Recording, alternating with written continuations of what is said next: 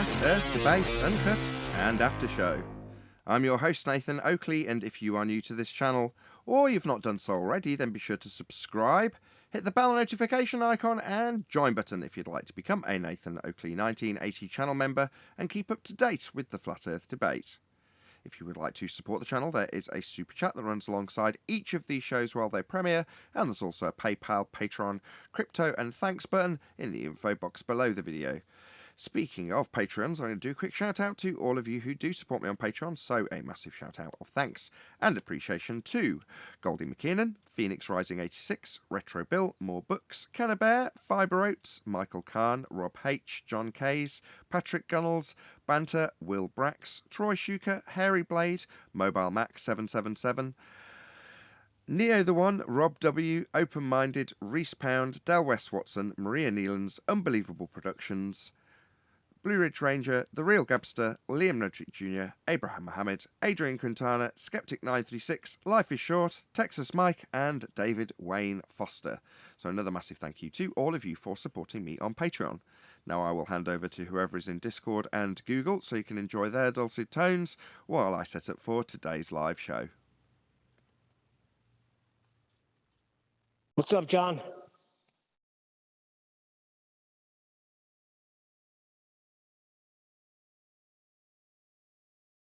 The container? Good answer. Agreed. I typically say Sky. Hey guys. Hello.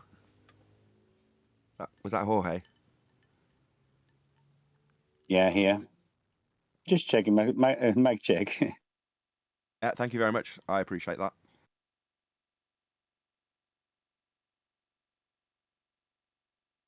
You went a bit muffled on your answer there.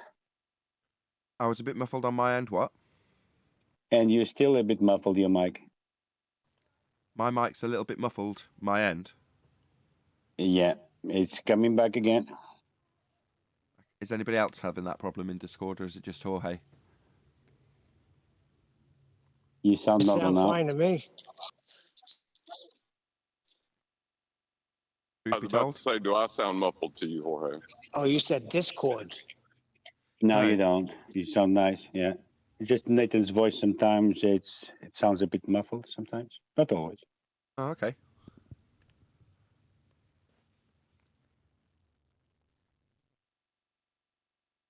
Oh, well, I don't know what to say to that. Hopefully I'm coming in loud and clear right now. Oh, you are loud and clear now, yeah, you are. Hey, when you played that show the other day, I did hear the lawnmower going, or whatever they were doing. They were cutting the grass during your intro. I didn't hear it live, but I heard it when you replayed the show. Hold on, my phone's ringing. Yeah, the leaf blower, I could hear it live, yeah.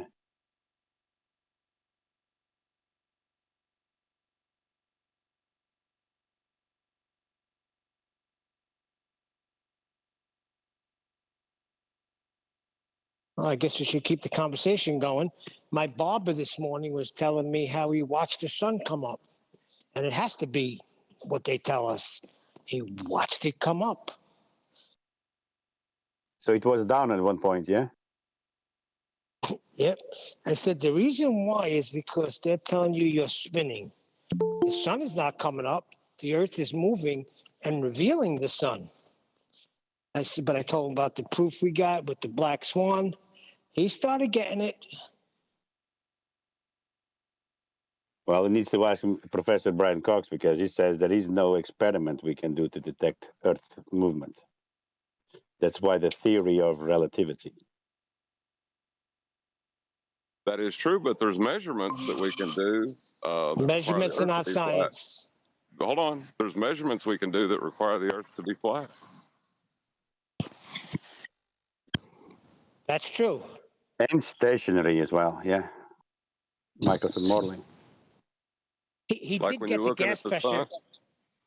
Oh, I was just going to say, when you're looking at the sun and measuring your angle to it, and it appears to rise, that requires a flat plane. Okay, now. Oh, absolutely, absolutely. Explain that to me. Elevation angle. Explain.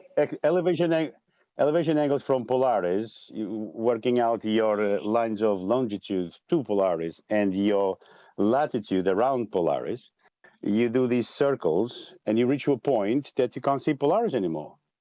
But then you turn around and say, oh, there's another point in the sky. So you continue in the same plane, and now you're getting closer to that different light in the sky, and your circles of latitude start decreasing and they converge in one point.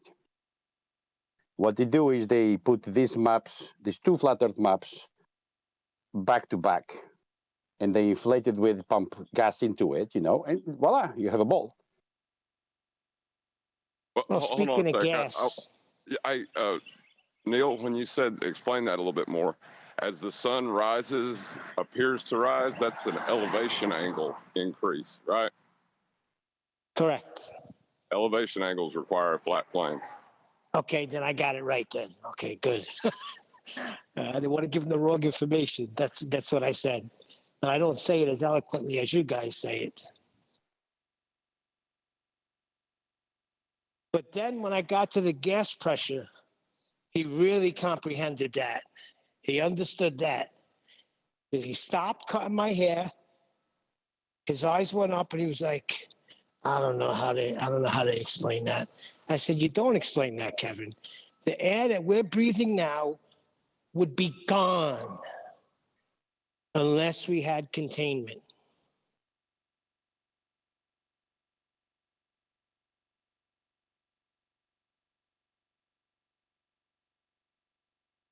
Didn't immediately go to the gravity as the containment.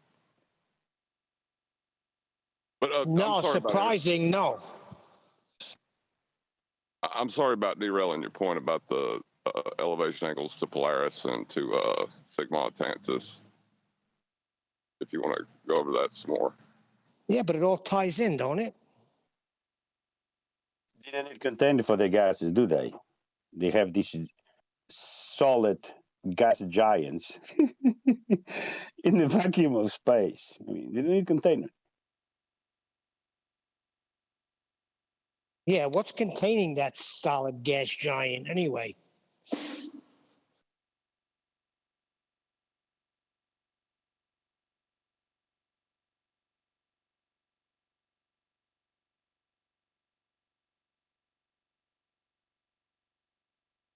You have to talk amongst yourselves. I'm on a phone call, I'm afraid. Not typically the case. I'll tell you Yeah, what the cause we of are. it is. I'll tell you what the cause of it is. What's that? It's a non-force force that you can think of as a force that's described as a misapplication of mathematics. Okay, but he's not going to get all of that. He's going to get the basic stuff. Not going to comprehend all of that. I explained to him that the horizon's not Earth's curve. Broke It's a down the solid gas gas, pressure yeah. out of container, and that he understands.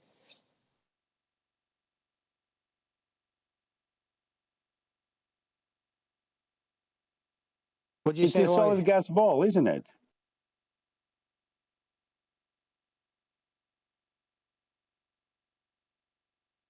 Well, I'm sorry. go ahead. I didn't hear you. Good morning. What's up, Tent? I've been listening. Dan. If you get one point across to them, that's enough. You don't need to get all housekeeping questions or Oh, yeah, just yeah.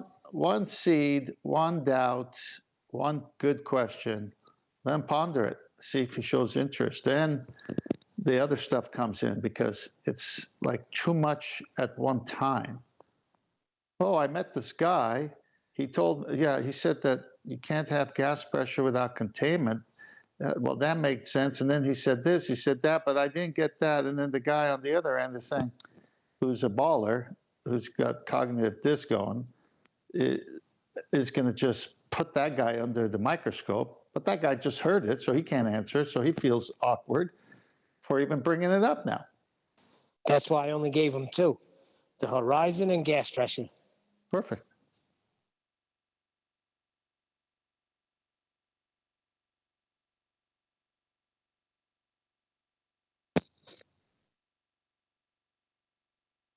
What were you saying, Jorge? Hold on. That's what I wanted to say. I forgot. He tried to bring the God thing into it when they can't explain the gas pressure. He was like, but God. I said, yeah, but God, it does not say that Well, that's God how gave God us, created the system. but God created the natural laws that we have to abide by. Correct. I mean, why would God create natural laws and then violate natural laws outside of miracles that Jesus did? Right. And that's what I said to him. I said, yeah, God could do anything, but that's not how he describes it in Genesis. Read Genesis. And that would violate natural law. Gas moves free independently in all directions at high speeds.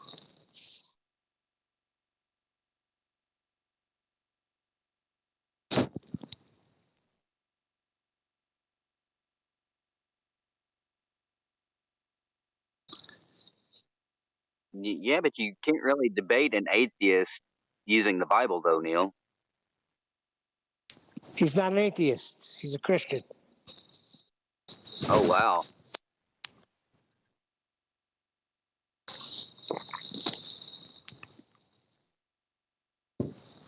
Well, God, there isn't a scripture in the Bible about gas law. So you can just use that to share with the atheists.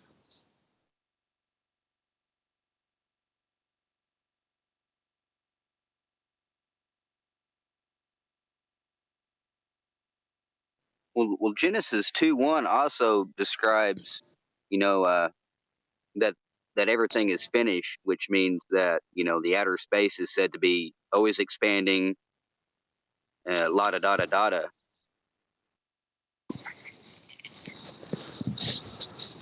Well, that's a violation of the second law of thermodynamics. So if it doesn't exist, why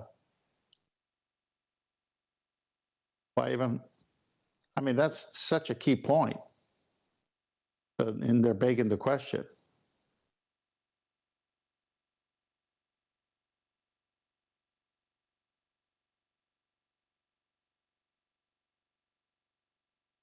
says that the sun, the moon, and stars were put inside the firmament. And that was done on the fourth day. And the firmament was created on the second day. And all the vegetation and everything else was placed in on the third day, so that when the sun, moon, and stars come and do their thing, you can have plant life and photosynthesis and everything else.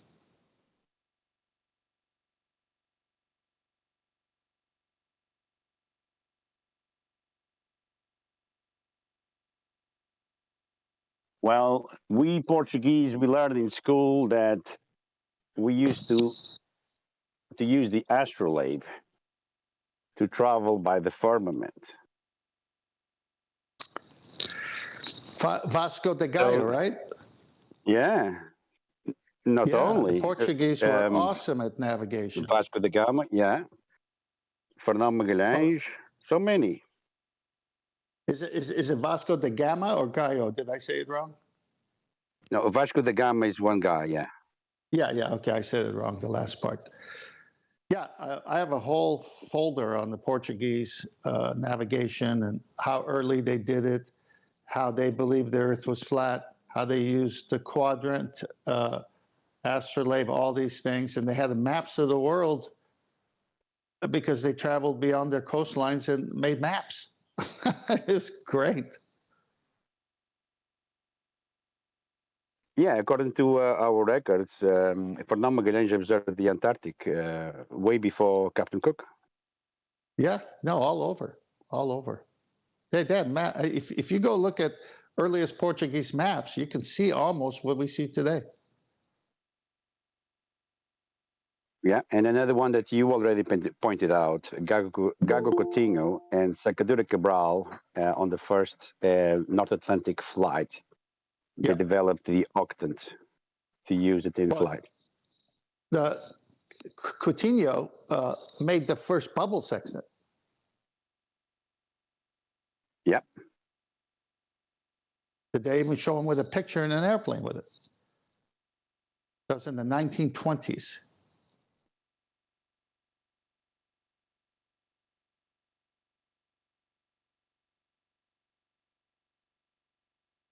Yeah, Portuguese have a once proud again, the heritage of history is very navigating. very recent. It's not that old. The confirmation of this globe that we all have in mind is not that old.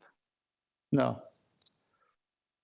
Yeah, the Portuguese have a proud history in navigating by the stars. They're fantastic. I mean, there's so much to it.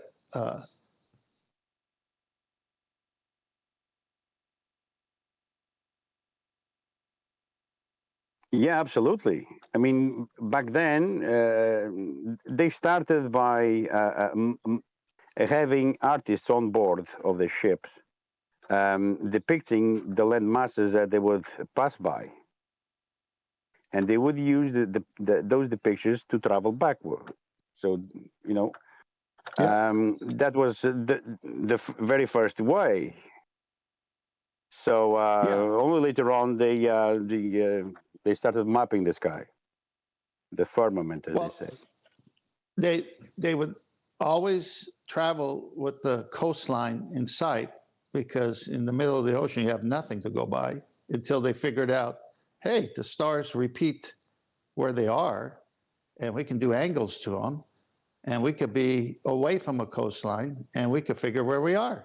That's so brilliant.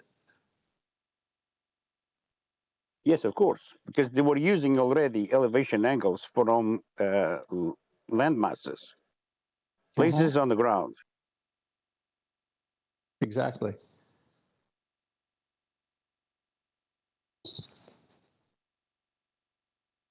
They still use it today. Everyone does.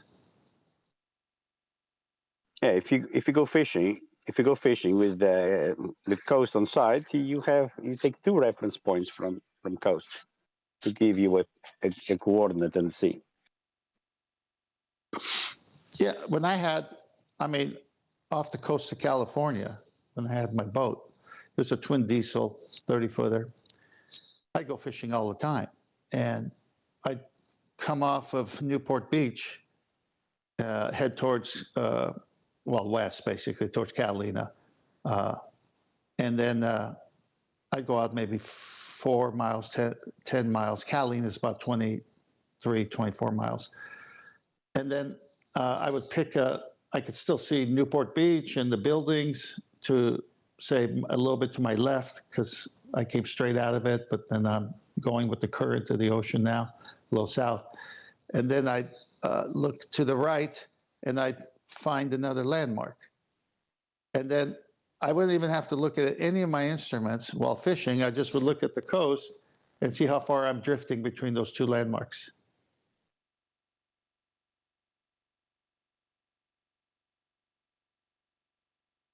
Yeah, absolutely. I mean, Yeah, if fishermen, they also use the bottom of the sea as a reference. So how deep the ocean bed is, and again right. they use the same tactic to for the speed, which is knots. So you have knots on the rope, and you see how many knots in depth it is. Yeah. Now that I did look at my instruments, because I had the depth sounders, and they'll tell me I was, 500 feet or 300 feet or 200 feet. That was easier to do than rope with knots.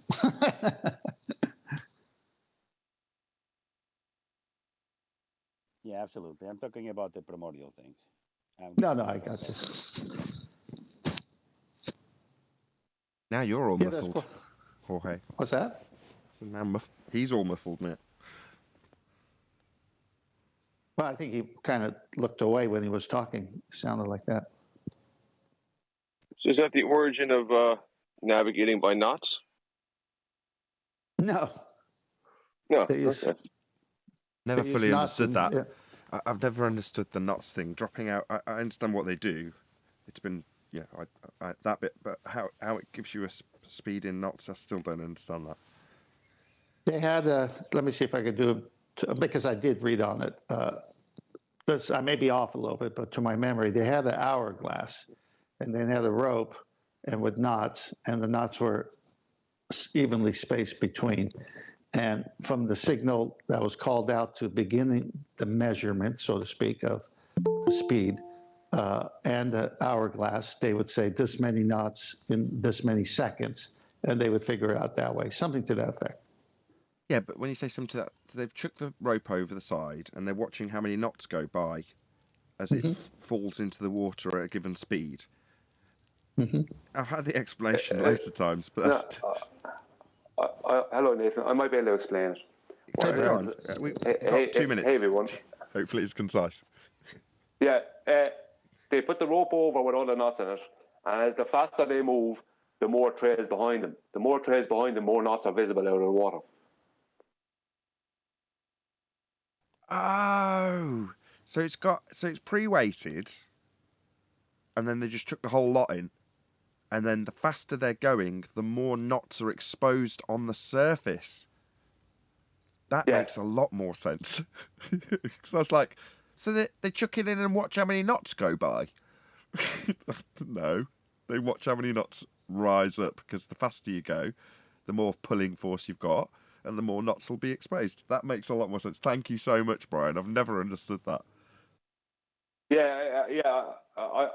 It's one of those things. It's just like, because I spent so much time on boats, it's just new instinct. Without ever learning it, I just knew instinctively what it was. Because I knew what would happen. But before I learned about it, I knew what it was. Because I was forced to be on boats when I was younger forever. But that's what it is. Because if it's straight down, it's not doing that. But when the boat is moving, a certain amount of knots will be, depending on the speed. The faster you go, the more knots are going to be dragging and exposed. Right, so presumably they could have it just dangled over the side the whole time. Yeah. Right. Oh, brilliant. You learn something new every day. Good morning, guys. Morning. Hey, Chocolate.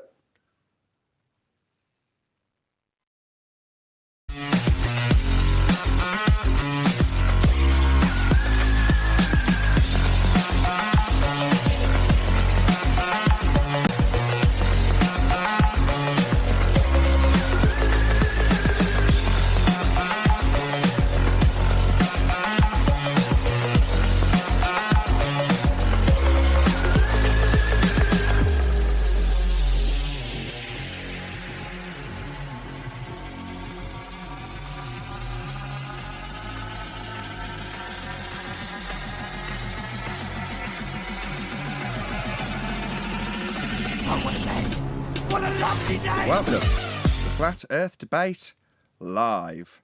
I'm your host, Nathan Oakley, and if you are new to this channel, or you've not done so already, then be sure to subscribe, hit the bell notification icon, and join button if you'd like to become a Nathan Oakley 1980 channel member and keep up to date with the Flat Earth Debate. If you would like to support the channel, there is a super chat that runs alongside each of these shows while they are live, and there's also a PayPal, Patreon, and crypto link in the info box below the video.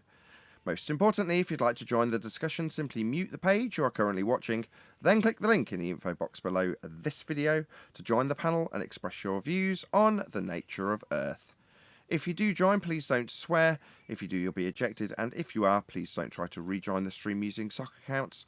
You'll be warmly welcome back on the next stream. Please also share the show on social media. Sharing the show obviously increases the live audience, but this in turn increases the chances of a more diverse panel, so please share the show on Facebook and Twitter. Now we are joined by 10th Man, Neil, Refracted Curvature, Brian's Logic, Chocolate Saying, and a whole bunch of people in Discord, so welcome one and all. Good morning, good morning. Hello. Yo, good morning. Good morning. Good to have you all. Any evidence of a physical geometric sphere edge, formerly known as the curve of the Earth? You mean the horizon being Earth curve in the globe model? Yeah, the one that they think rotates and then causes an obstruction at that physical limitation of the sun when Earth turns at 15 degrees an hour. Nah, no proof for that. No one's ever claimed that the horizon is the Earth curve, except for all the people that claim the horizon is the Earth curve. It's the refracted curved straight line that you need to occur. Come again? That was brilliant. Say it again. It's the refracted curved straight line that you need to occur. A refracted curved straight line that you need to a curve? There's a lot of contradictions in that one statement. If you Any- think any- about it, it sounds stupid, but if you just say it, then Okay, it's well, let's all see how right. it stacks up against the next housekeeping question. Any evidence that you can acquire an elevation angle measurement from a curved baseline? I did say the word straight in it. Elevation from a curve, it doesn't make sense. Yeah, an angle's two straight Curves, lines. they don't have elevations. Yeah, but curves, they don't have elevations, they have depressions. You'd Yes, have that's to right. flatten the. Go on, Wandek. Go. Just say you'd have to flatten the curve first in order to get the angle. Or is it you have to curve out the flat? That's certainly what Alberuni did.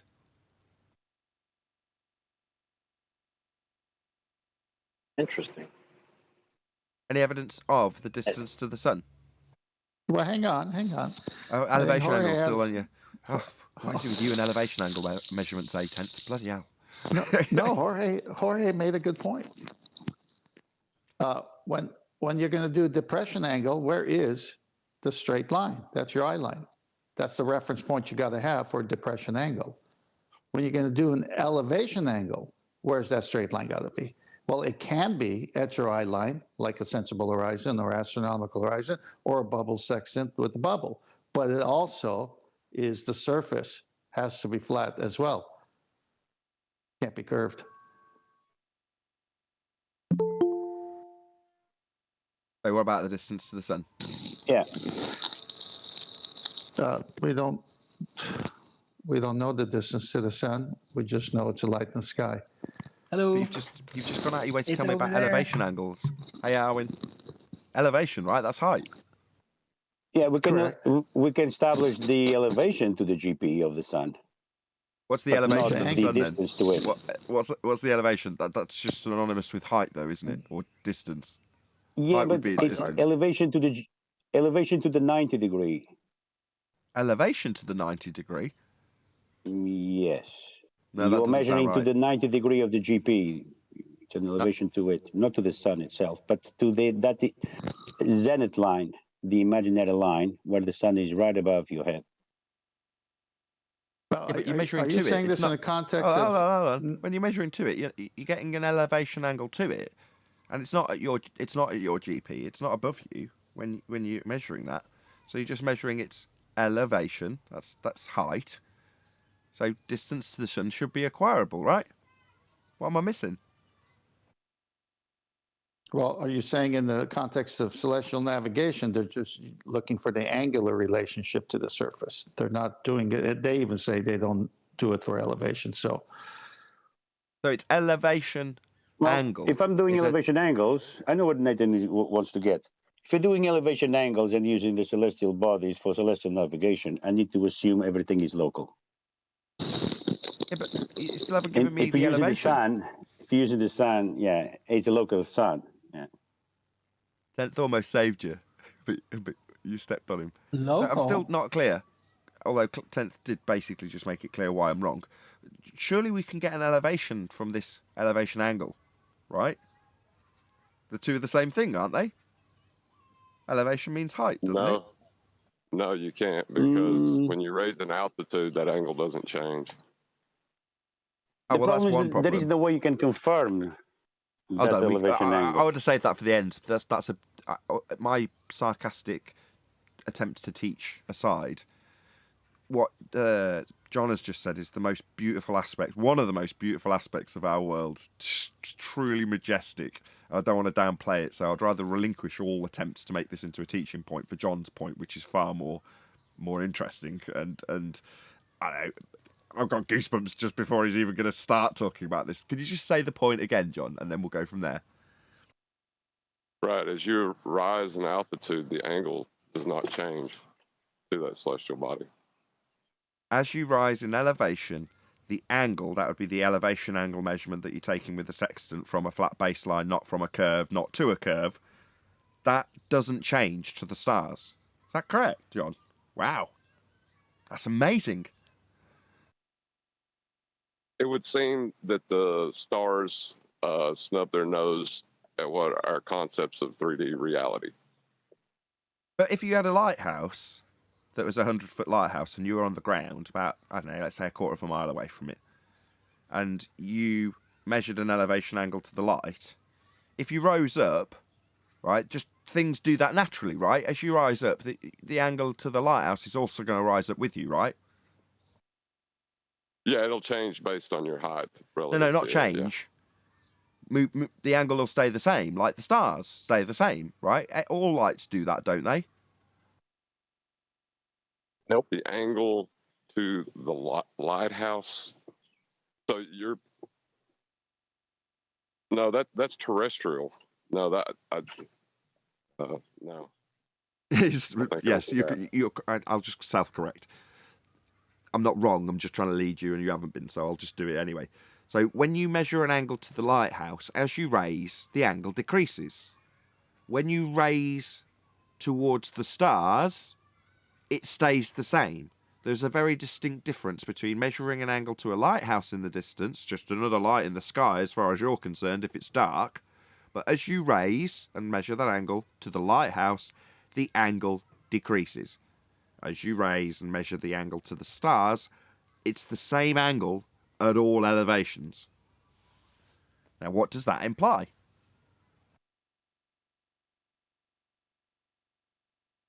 Sky is crazy. Sky's pretty amazing. Yeah, that's the first thing for sure. I think I covered that though. My awe for the sky in that respect is not to be downplayed. What an amazing world we live in. But that aside, what else does it imply? Or not imply? Well, I think it implies that the stars aren't obeying what we understand of geometry. Right. In terms of their physicality and the physical assumption bias that people sometimes impose upon them, they're not behaving in that way at all. Right. Good point. Anything else you can infer or not infer or debunk?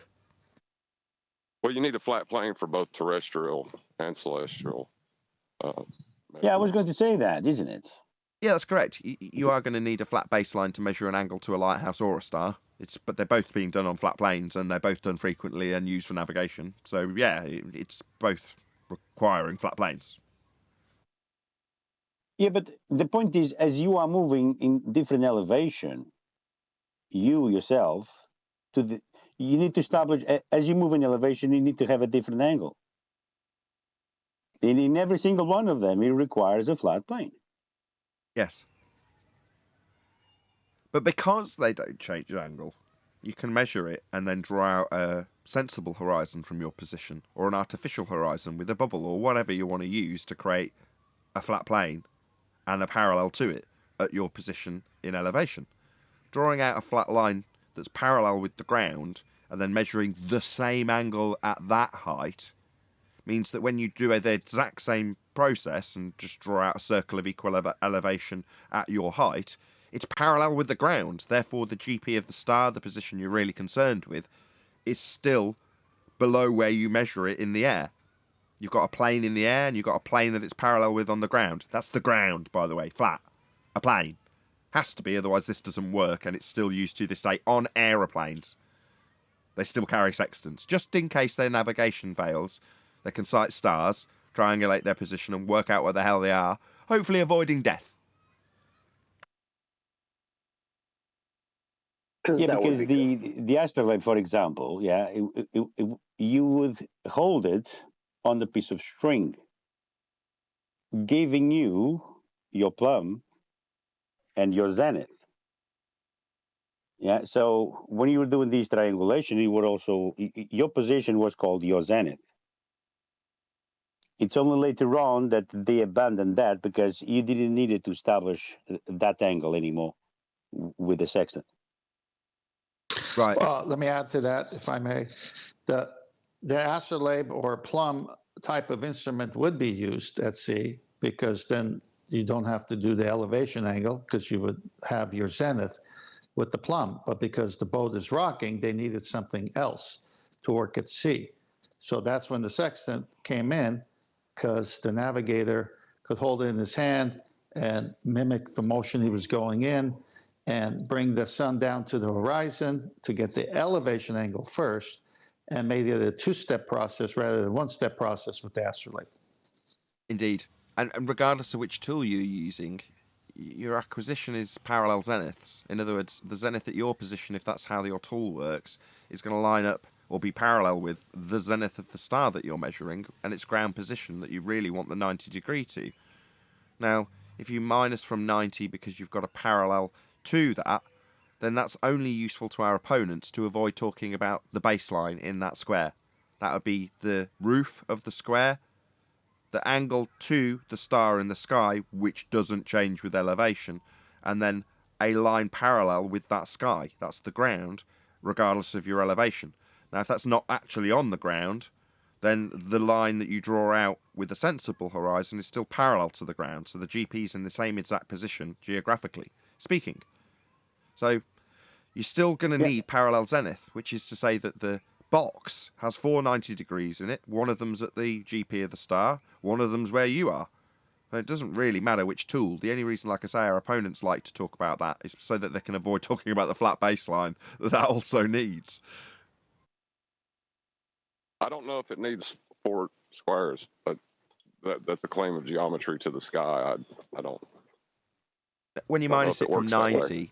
90, along the process, it's essentially you are drawing out a full square because you're minusing it from 90 once you've got that elevation angle. That's from the ground. Correct. It's called the opposite, isn't it? The side opposed to you. Yeah, but that's just an angle from the ground. That doesn't tell you anything about the shape of the sky. No, I'm not. Yeah, No. it's I'm not for not. that. No. I'm not It's implying giving you. that. No. It's giving you 2 90 degrees, yours and the GP. Correct. But I'm not implying that means that the sky is flat, because it immediately is violated by the first point in its majesty in regards to going up higher and this box just remaining a box. Does that mean that you've pushed the sky higher? No, definitely not. But the geometry still works. How amazing are those stars is my response to that, rather than, oh, well, we know how high the sky is. When you use a bubble sextant in an airplane at 30,000 feet, the reference line is the bubble. So you got your flat baseline there. When you use a bubble sextant on the ground, let's say on land, the reference ground is, say, 6 feet above the ground, which is where your eye is. When you use the when you use a sextant at sea, you're referencing the horizon, you do dip correction, so now you're using the sea surface. Those are all parallel. All 3 are flat baselines parallel one to another. And the GP of the star works at the airplane height of 30,000, the 6-foot height at the eye level of the observer on ground, and also when you do dip correction, get it to eyeballs on sea surface from the surface of the ocean. It's not saying the shape of the sky. Right, but Earth But must you're measuring be arc flat. minutes. But Earth must be flat for this to work. But yeah, nobody's going to argue That's that. correct. Wow, there's already 70 people watching. What do you mean nobody's going to argue that? That's all they've been doing. No, nobody's going to argue against that, is what you said. But they are. Yeah, I know. Are but, they? Well, go ahead, John. That's a good point. This is a good point you've raised a few times. Go ahead. Are they really arguing that point? Can you point me to the argument to that point? Well, Zanuck said we first measure flat and then we do some math. And But that's not arguing with it. That's agreeing with it. I'm saying the way they say it. I'm not saying they're right. That's their brain damage. But their way of arguing with it is to agree with it. Who put a horizontal plane on top of a ball, making it look like a dingleberry? Who was that did that again? The ballers. Right. Why would they need that horizontal plane on top of that ball, looking like a dingleberry? Get an An elevation, angle. Oh. They also think if you draw a could just circle, use you the have a ball. sphere. So the ball underneath is just absolutely useless. Just Yeah, it's decoration, like a Christmas tree. It's not even redundant. That's what It's not in any way useful. Correct. It does contradict the celestial sphere model, though. So it's detrimental. The ball is just detrimental to celestial navigation then.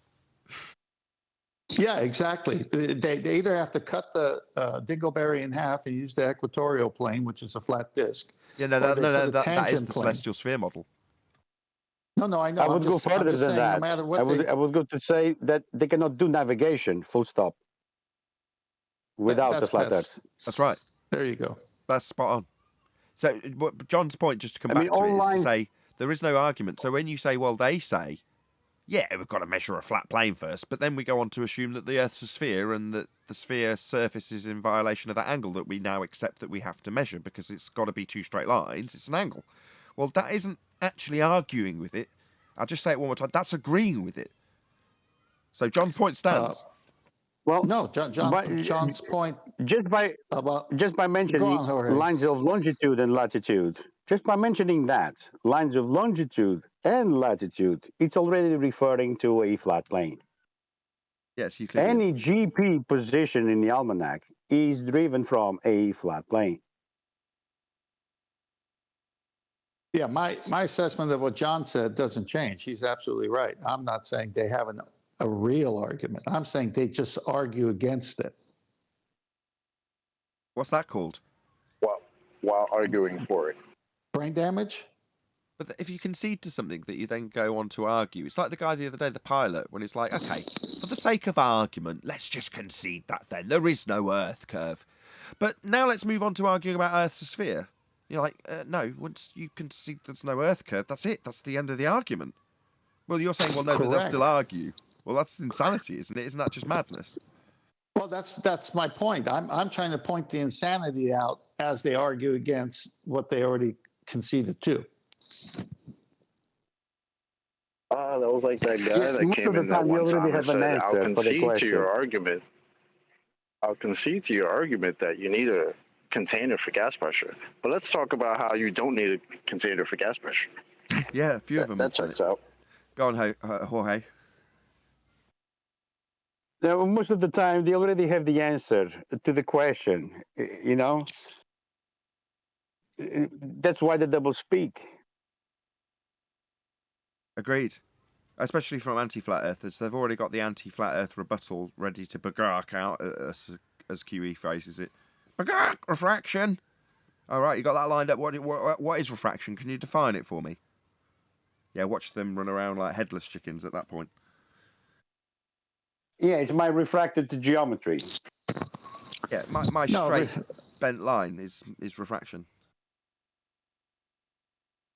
The refraction in celestial navigation and refraction in real life is temperature difference of the water and the air. Not a bent. Well, I wonder why they're not ever honest with that and just say, when you're saying refraction, why don't they just say, yeah, it's terrestrial refraction. We're going to take that radius that you just debunked, and we're going to change that to salvage the radius you just debunked. Why don't they just do that? Meaning the line to the horizon's no longer straight and no longer geometric, and we haven't got a geometric limitation called Earth curve blocking boats and buildings. So my fundamentalist globe Earth belief that boats fall over the horizon is suddenly shattered because that line is no longer representative of a physical limitation with a straight line to it, called a tangent point, aka Earth curve.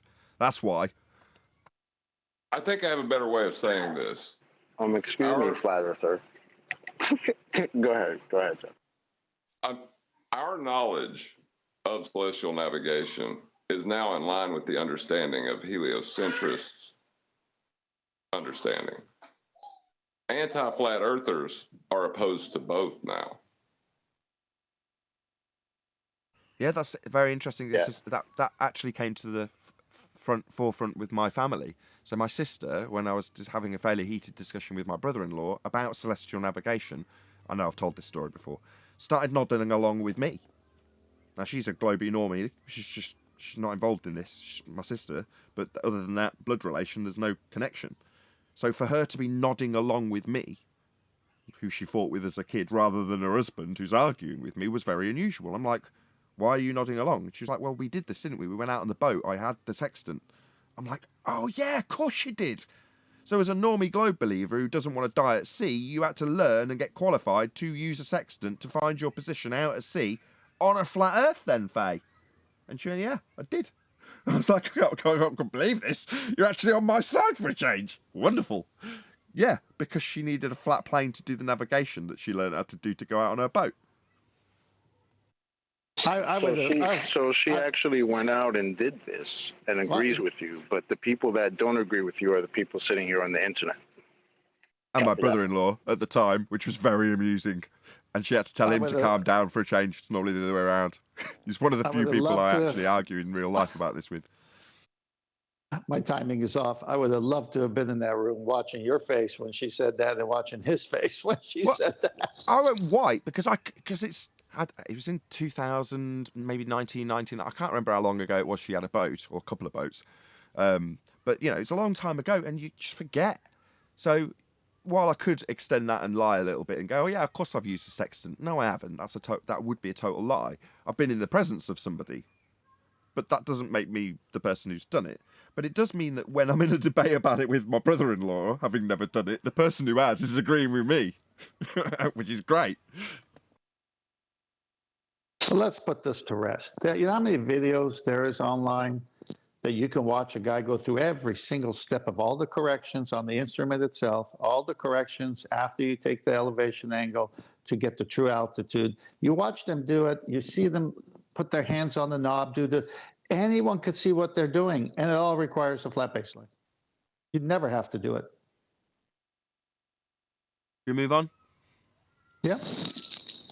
Any evidence of axial rotation of the Earth-based variety? You're gonna have to beg the question. Assume a sphere, but you're gonna need the flat Earth for that. That's John's line. He can use it.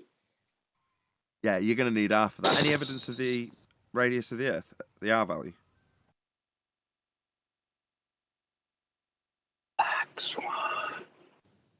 I think we should ask a new housekeeping question that says, any evidence that the anti-flat earthers know what a radius is? Because I haven't seen one yet in Discord chat that knows what a radius is. They're trying to claim it's a curved line on the outside edge of a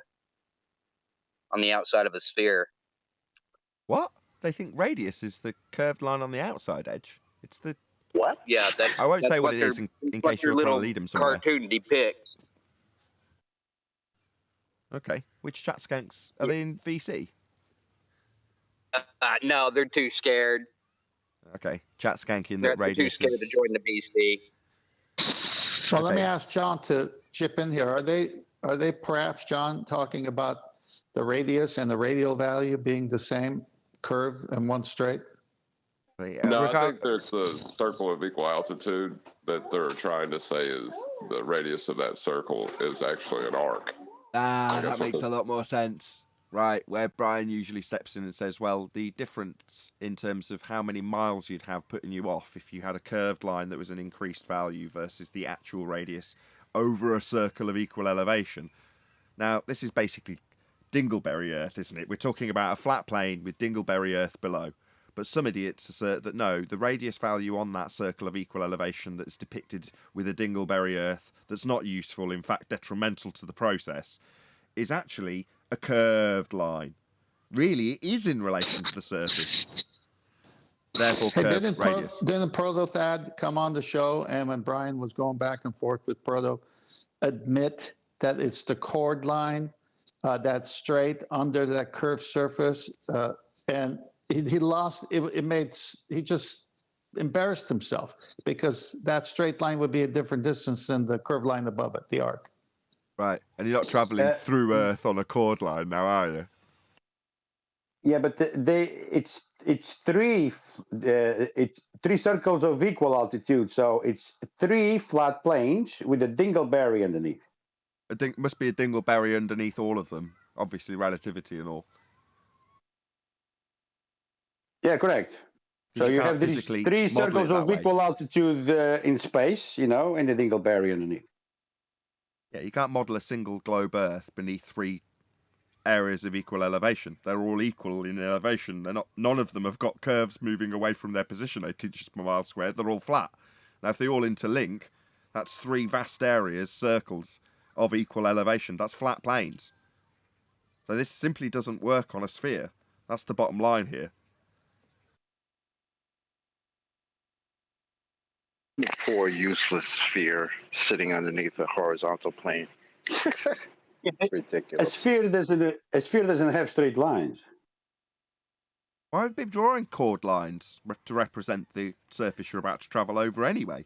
If the Earth was a sphere, shouldn't you be concerned about travelling over a sphere, rather than turning that sphere into a flat plane? Or worrying about how the flat plane that you're using and measuring and navigating on is actually a sliced off top section of a sphere, aka a chord line. Why are you doing that? Just navigate on your sphere. What's that you don't? You navigate on a flat plane? Yeah, we know. It's our proof, see. Isn't that wonderful? You have to concede it when you tell us how flat it has to be for you to measure an angle. It's wonderful. It's also how the celestial sphere model's created, and it's also how your globe model's derived. So everyone's cushy. Everyone must appreciate, if they're here, that the world is derived from angle measurements off a flat plane, regardless of if you think you're on a sphere or not. I mean, that assumption and misapprehension has come from measurements from a plane, whether you like it or not. And that. It doesn't help them that in another argument when they're talking about refraction, well, they're men. Andrew Thomas Young says that he takes all his refraction calculations from a flat plane.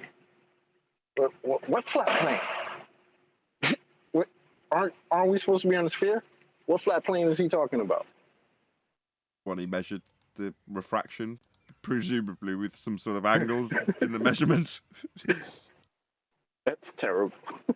It's because as soon as he starts declaring that he's measured atmospheric refraction, it's like, where did you get the sphere-shaped air from?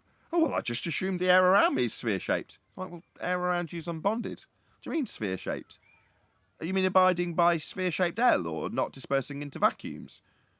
Yeah, that's not happening, is it? That's not how gas behaves. It just behaves that way in your model that we're not living on. That'll be a globe model that's derived from a flat plane elevation angle measurement in the celestial sphere model. Maybe that's part of the considerations he had to take after.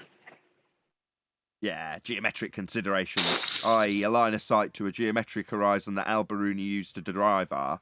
You'll just consider that you have got a line of sight to it when your line of sight to the horizon you're seeing isn't that line of sight. It's a second horizon, refracted horizon, that leaves you with no line of sight to the geometric horizon. That's Earth curve anymore. Well, John, our panel member, refractive curvature, could follow up my question here because I'm going to address it to him.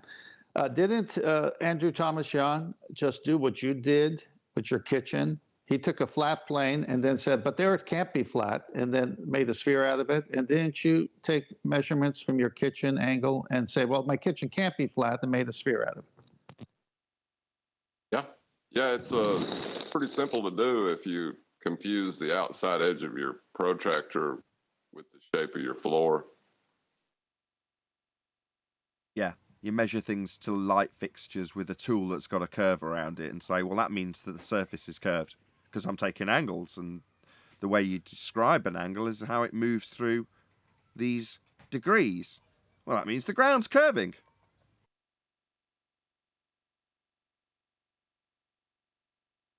Pretty absurd. And you can actually measure the angles to the stars beneath your feet. Do all sorts of things so long as you've got a flat plane to get the angle from in the first place. Any other stars beneath my feet? No, I don't think that's the case. You know, the heliocentric model has the sphere Earth rotating, pushing the stars that you've got angle measurements from off a flat plane in the model. Yeah, they have two protractors. You know, they have a protractor on the top and another one on the bottom. They need to have that 360 degrees. They need to have that 60 nautical miles, you know, of depression angle to give them the sphere, if you know what I mean. Right. Stars below the horizon. The way it's depicted, the way it's modelled, and we do not reify this model before anybody tries to claim we're guilty of it. We're just describing the origin story of the globe. But that model is two different perspective views from very different locations glued on top of one another. But that does not mean, by reification, that the stars move below your feet to an antipodal position on a globe. That's a reification. Now, it's a reification that's much easier to do if you've got a globe as opposed to a flat plane with the celestial sphere wrapped around it. Well, I was wondering because they'll introduce orbital mechanics if they can, like when they discuss the sun's motions, right? Yeah. Well, what happens to orbital mechanics if you remove the R value from it? Well, they cease to be relevant because you've only got the arc of the tool to measure the angle off a flat plane to the stars, to then predict their position based on their predictable motion, and then, as I just said earlier, glue the south position perspective view underneath the north position perspective view. But that doesn't give you orbits. Therefore, there's no pictures from a place that doesn't exist. Correct. What's an Yeah, but orbit, by the way? Actually, what they do is, if you are navigating, you have two different maps. You have one for the north and one for the south. Yeah, and they both have two different reference points. The one for the north has the North Celestial as a reference point. The one for the south has the southern as a reference point. So what you're looking is, in practical terms, you go to your shelf, you open, you bring your charts, and you're looking at one. Oh, this is not the one. So you open another one, and you're looking at a different flat plane. Okay, it's a different area of the plane. Correct. It's the same plane. At no point someone is looking at the map upside down. That's correct, because if you move to the outside edge of one of the perspective views as depicted from, say, the North Pole, well, when you move out to the edge, your perspective view changes. And so do the relative positions of the stars above their fixed GPs at a given time. But that angle that you measure is still the same elevation angle off a flat plane measurement, even though you've moved beyond how their model has been put into a celestial sphere. Again, over a flat plane, with north and south glued one above the other. But, like I say, as you traverse it, you're still traversing a flat plane and measuring angles on it. That's how the model's made. And where they meet, you'll call it a zero line, an equator. What about that? Now, the equator's just the midpoint of the movement of the celestial bodies we call sun and moon, more over the sun, for the seasons. So the midpoint is the equator. It's just an arbitrary line drawn for where they say the sun moves over at its midpoint. Yeah, but that's why on the map it doesn't work, isn't it? The equator line on the Mercator projector is further south. It should be in the middle of the map. It's not. Perhaps that I don't want to suggest that might be the case because I really don't know. Nathan, I just sent you a slide. I've put it up.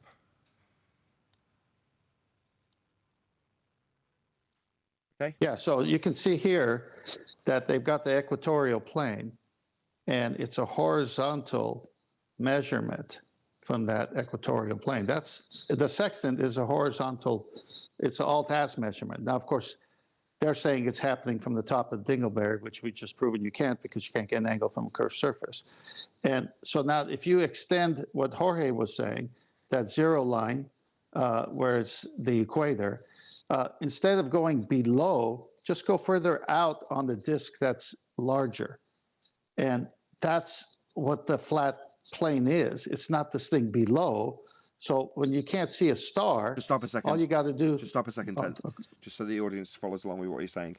So where we've got this dotted line along the top and this equator, right? If you move to a position, here's our current position with Z marking our zenith, right? If you move out along the line that's marked Y, beyond the current circle that you've drawn out, you're still standing on the flat plane. And it still works.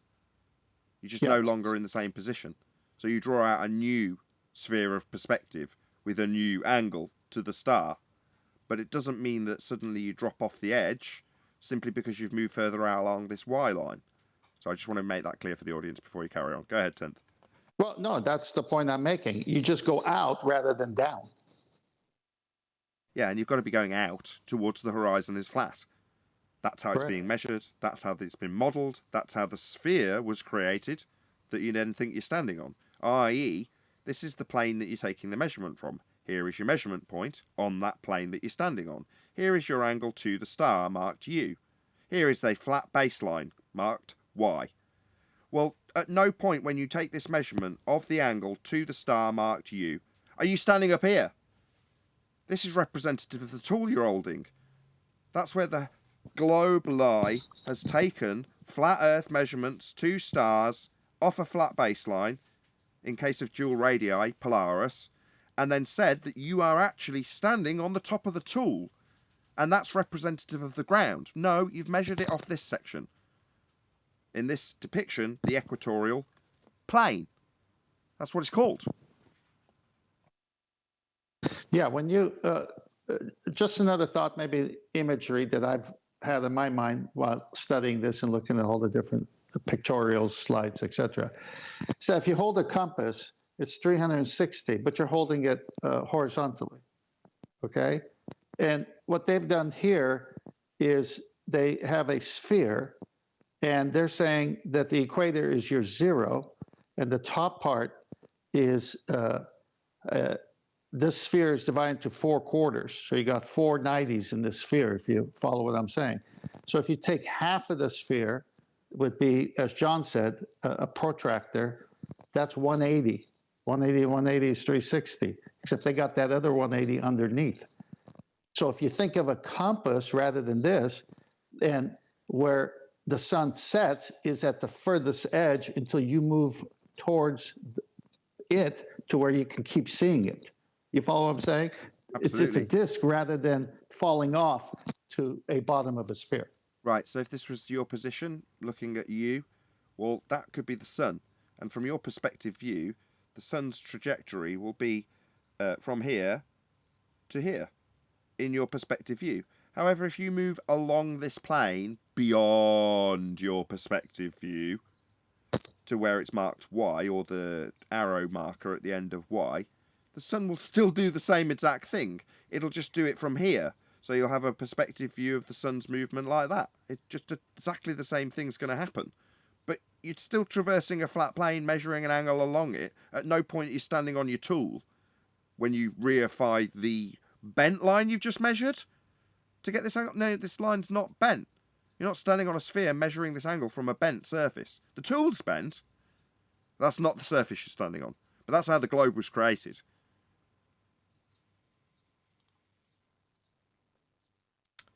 Any scientific evidence of gravity? Haven't had that in a while.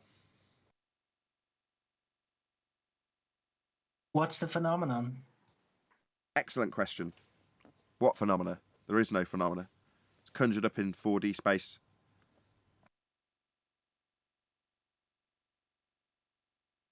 The bending of the conceptual medium known as 4D space-time is the phenomena.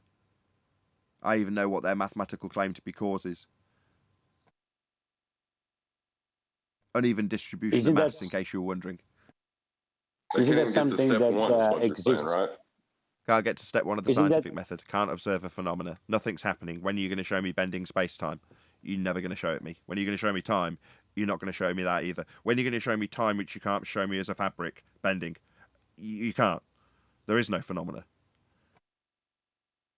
Well, the mainstream even proposes that there is no valid hypothesis for gravity. So Because there's no phenomena. Oh, so the It Newton only exists in isn't that people's funny? minds, driven from a story that was told to them. Correct. But how come I have a guy telling me that if the table or the ground wasn't there, certain things would keep going? Like, What? say, a brick. Like your keys. Yeah, like my keys. He was saying it's there because if the table's not there or the ground is not there, that's going to keep falling because it's the center of mass, gravity, the pull. So what you do is you go underneath the table because you knew he was going to ask, and you pull out your plastic inflatable key filled with helium. And then you go, okay, so I'm going to take this table away, and you watch the helium key go up and go, what happened there then? Yep, The that's what I would globe is the phenomenon that they're observing. Oh yeah, where do we observe that phenomena? You go into I've never seen a the globe. wardrobe to space. Right, I mean, then they the sky propose booking. that you see it as ships go over the horizon, et cetera, et cetera. Now that's the phenomena they're explaining with gravity. Gotcha. That Yeah. with gravity. So I was with you right up until the point you said they're explaining that with gravity. Right. That's what they need to explain. That's what they need. They need gravity to explain the phenomena of the globe. Yeah, they need wrap-up gravity for the issues. water to bend Yeah, around the sphere. It Yeah. doesn't really It explain goes any. full circle. Just one sec. It doesn't really explain anything that's going to claim a globe. It's gravity's there as a band-aid to solve problems with the globe. And, But it and works, apparently, Dick. even the Band-Aid itself has problems because they need to create some other crap called dark matter because they can't explain the first crap, the gravity. Yeah, even the Right. the crappy math pseudo-Riemannian force space Yes, time they can. bending No, has its They issues in can maths. explain. So they've got to explain. They've They got to can come up with it. explain. They explain to us in school, don't they? With a bucket with water and they spin it around. And they say that this outwards force is actually pulling you inwards. Yeah, but even the Wait, maths tried for that that, trick with me.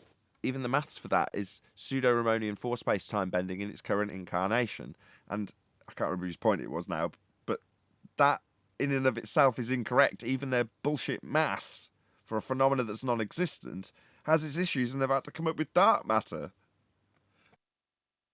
Yep. The whole So thing's non-existent. are you saying whole the thing's progression went non-existent. from Oh, hold on, 10th. Go ahead, one deck. I was just saying the whole thing is non-existent. You know, from the gravity, the spinning Santa globe, the fourth dimension, space bending time. It's just a load of balls. Pardon the pun. It's cool though, isn't it? You got to admit, as a fantasy story, it's pretty cool. Oh yeah, it'd be a good movie, like. Would be. Future tense. Maybe their fantasy story needs less holes though, because when their priest is asked what is gravity, and his response is, "We have no idea." Next question. I don't know. Isn't this as what it is? We don't know. Like that Oh doesn't well, sound Professor like Brian somebody Cox, that's got a he great said story. there is no. Sorry. That's okay. 10th's still in the wings. Go ahead. Go ahead, Jorge. I was just saying, Professor Brian Cox says that there is no force of gravity at all. That's correct. That was verbatim quote from Brian Cox. Go ahead, 10th. Yeah, I was just going to say the progression is mass attracts mass. Then it's no, that's not it. It's the bending of space-time. Well, now that's not it. So how many times are you going to change something that's invisible, no one sees, that they need for a globe that no one sees? And the worst part is, if you are part of that narrative. Sorry, Jorge. I'm sorry. Go ahead. No, it was me. It was only quick. I'm just saying.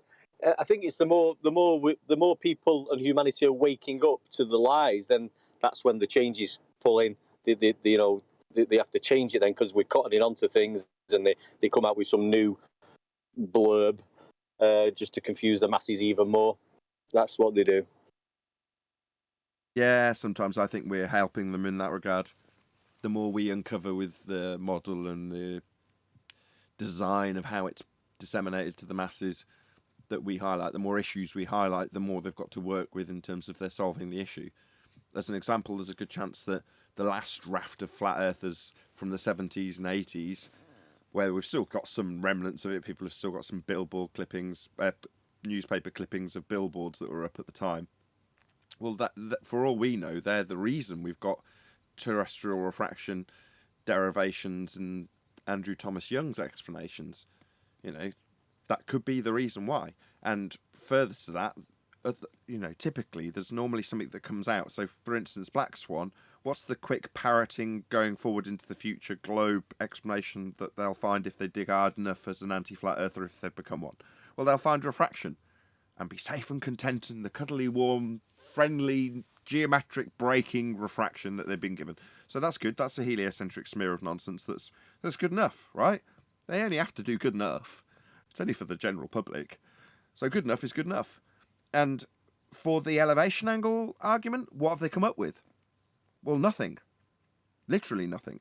So at this point, I think, okay, in years gone by, I was left at the end of each argument going, yeah, refraction's not a great argument as a rebuttal, but they still bark it and have done for 2 years. Now we're at the point where we go, well, refraction ruins this, you need a straight line for an angle, blah, blah, blah. What's come back from it? Other than, people like Zanuck saying, well, yeah, we do need a flat plane. And John's point earlier is that it's not an argument anymore, it's a concession when they immediately start with, yeah, we're going to need a flat plane to do this. So where's the... If what you say is true, Wandek, to make this more concise, where's the heliocentric smear of nonsense for this? Elevation angle measurement from a flat plane, and to create the model that's known as the celestial sphere model, and from there create the globe model. Where's the smear? I'm not seeing it.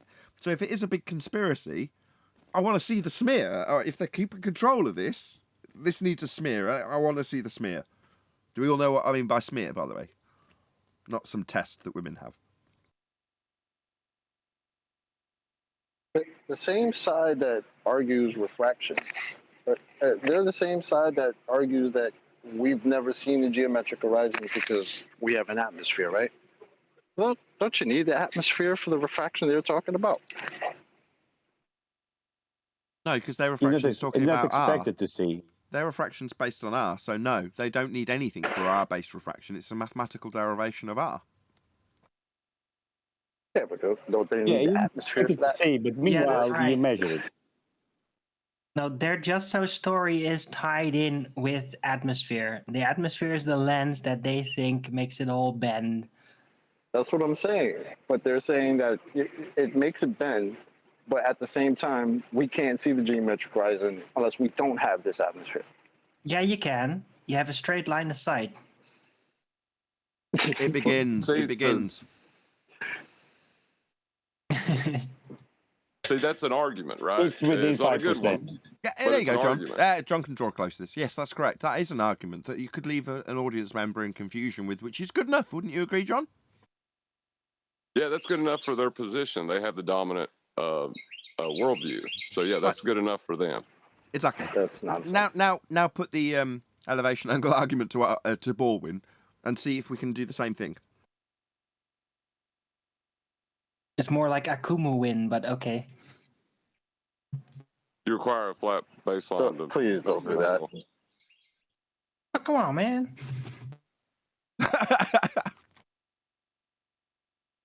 That was good. Don't start out with an input. Like, I don't know. You can do it. You can do it. Don't ask me how. The Zanuck response is, yeah, we're going to need a flat plane. But then we go forward and use that flat plane to assume we're on a sphere. Yeah. Or you can use a space plumb bob. You say space plumb bob? Yeah, that was also from Yeah, Zanuck. Space Plumb Bob just points to the nearest sphere. We must do another episode on sextants in space.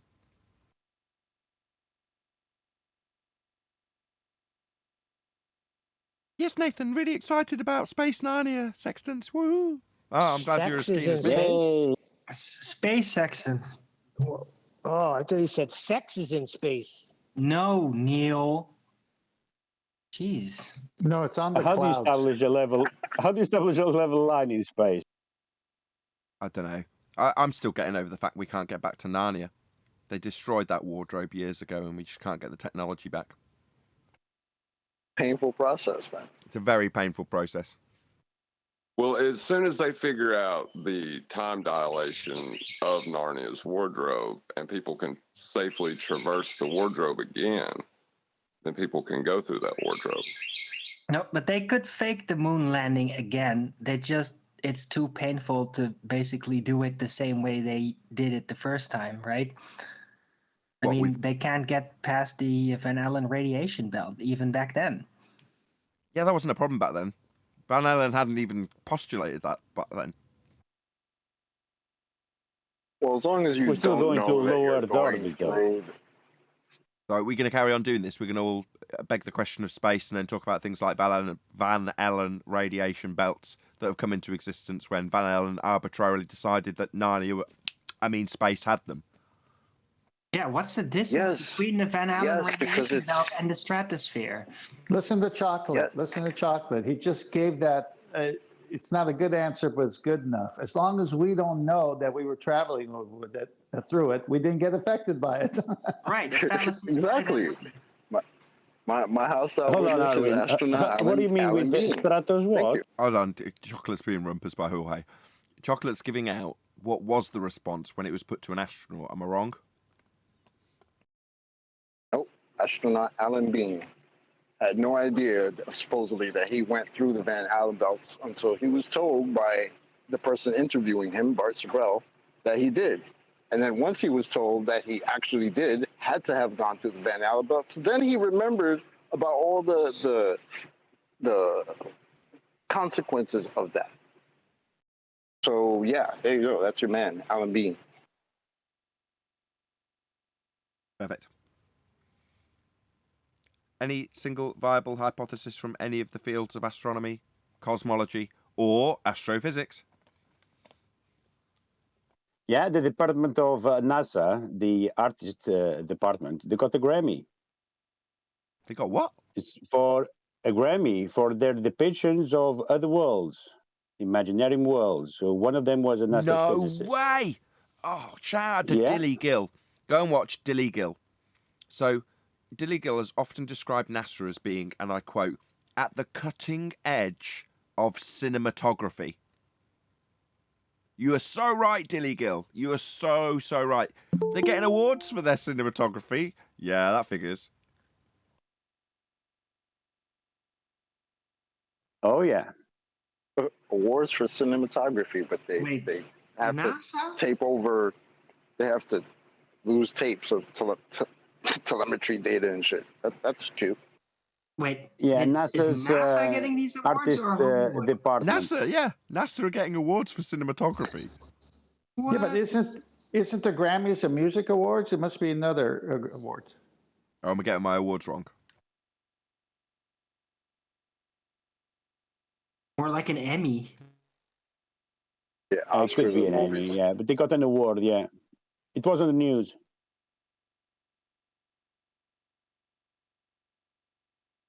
They didn't So hide the it. entire organization explained- got the they- reward. Well, it could be Grammys They because records explain- spin. They explain how they come to these conclusions about what the planets look like, based on the observations by the telescopes and the depictions of it.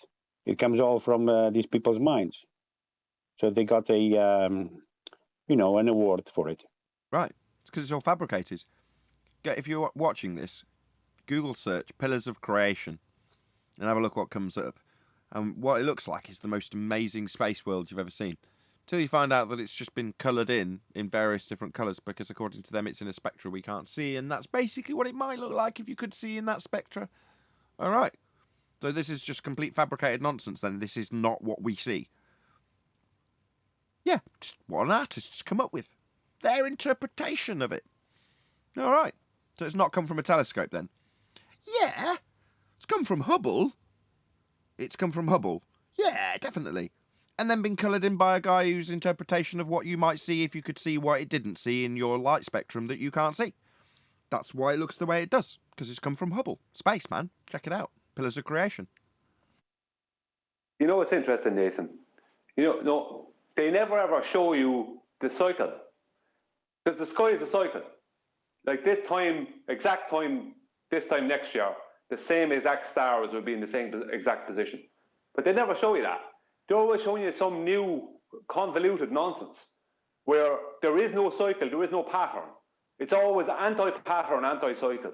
When reality is we walk outside, we look up, we see a pattern, we see a cycle.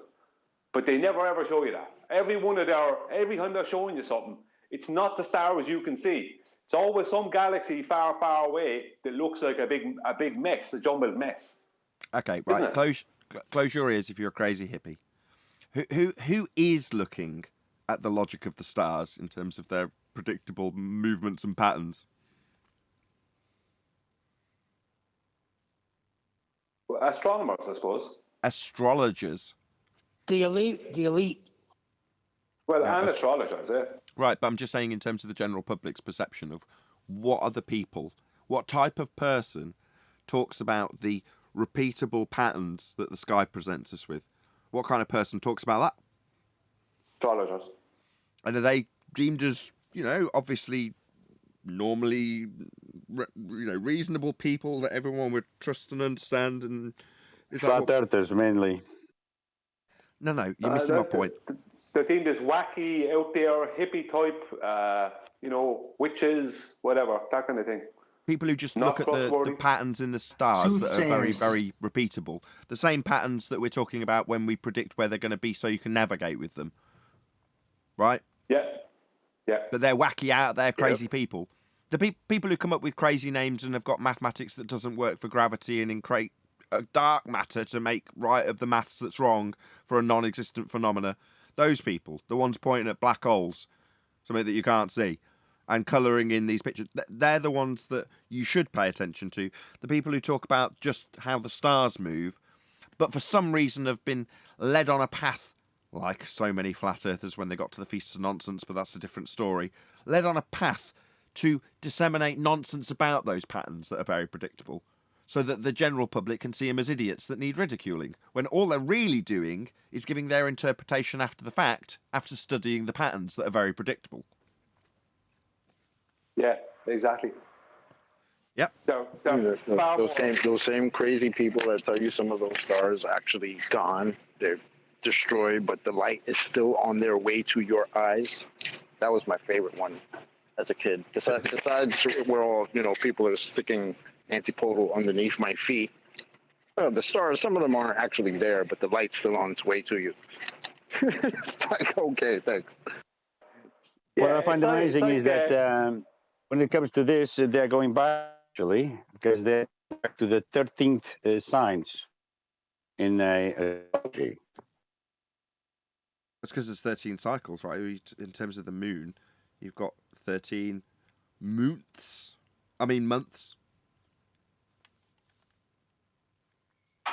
Yeah.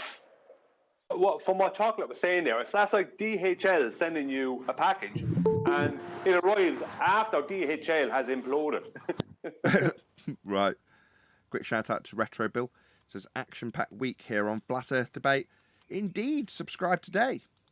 But with that, I am going to say a huge, massive, enormous thank you, first and foremost, to both Discord and G+ panels for making today's live show possible. If you are watching this on either Nathan Oakley 1980 or Nathan Oakley premiering streams, however, stay tuned as there will be an after show to follow. A massive, huge, enormous thank you to all of you who smashed the super chat, liked, commented, shared, subscribed, hit the thanks button after the fact, smash the PayPal link, all that good stuff. I've been Nathan Oakley. Stay tuned if you're watching on a premiering stream, and I will see you all in the next video.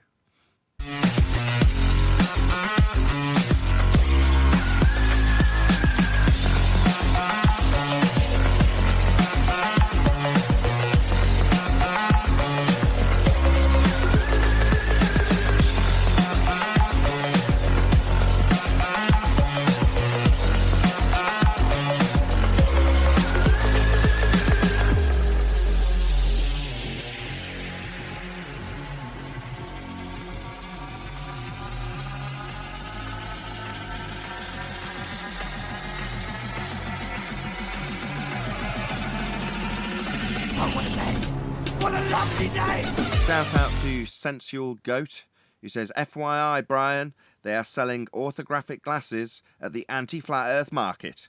7 for 6, they'll change your perspective on things. Thank you very much indeed, Sensual Goat, for the super chat.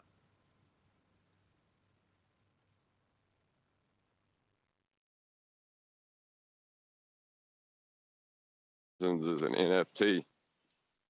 Hold up, that's my corner, man. What you talk about, man? Well, geometric. Yeah, stepping on you there, talking. Just Horizons, not Geometric Horizons. I'm sorry. Nah, but I got the exclusive, bro.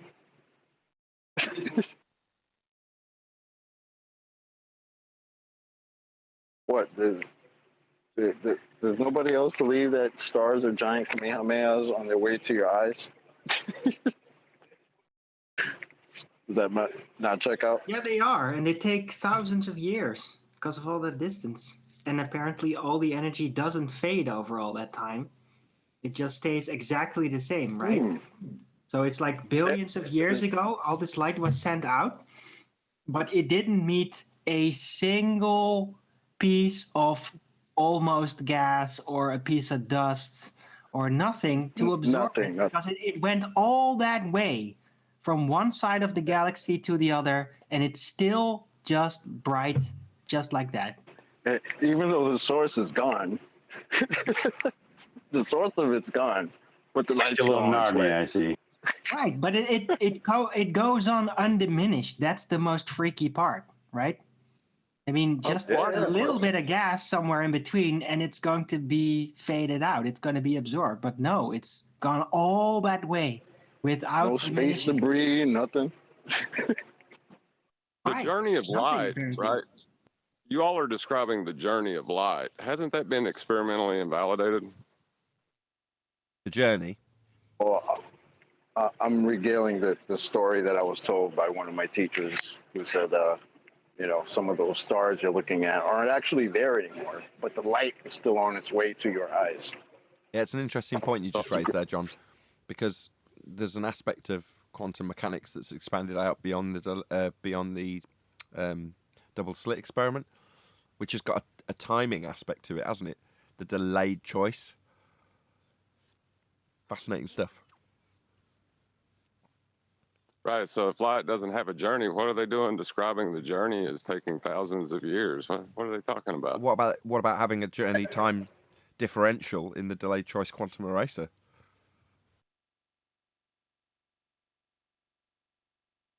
Why would what the other one is doing in time? I don't know. I think is the that penny's dropping for differential John. caused by the absorption rates, or is that caused by the journey? It's a different amount of time, based on the journey, the length of the journey. The journey's longer to the receiver after the choice has been made. Therefore, the result's the same, no matter what happens on the first shorter journey. The time is increased, but the decision's already been made and will always be the same. In other words, you can predict which slit it's going to go through after you've separated out the two. One goes on a longer time journey than the other.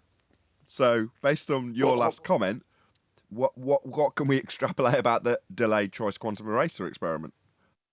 Well, hold on, because we got to discuss absorption rates of light and readmittance of that light. Does Why? the shorter path? But it's just a longer path, isn't it? No, it's been being absorbed and readmitted at reflectors, right? The longer path. Yeah, longer path means longer time. Does it, or is the absorption and readmittance of that light causing the differential? That's a good question. I still think it's a time aspect, because it's even in the title, right? Delayed choice. Delay means time. Unless the delay is the absorption and emission. Hold on. I'm fascinated with John's opinion on this. Go ahead, John. Well, I'm saying that maybe it's not the length of the journey that's causing the time differential, but the absorption rate and readmittance of that light is causing that. The delayed choice isn't claiming causal anything in that regard, is it? It's saying that there's a predictability in the choice that's made in terms of where it will end up, as opposed to the predicting part of it being about the time. But all I'm saying is there's a time aspect to it that's used to qualify it, which, while I appreciate why that's not a problem, it's just a concept we use, and it's crude. In terms of this description, time, or delayed choice, is very crude, wouldn't you agree? Because of what you've postulated right at the beginning. Well, if it doesn't have a journey, how can it have a time? How can it take longer? It's not got a journey. So it's just, in my humble opinion, it's our ineptitude with language. It's our own inability to put this in a less crude way. We've just got ham-handed tools to describe this.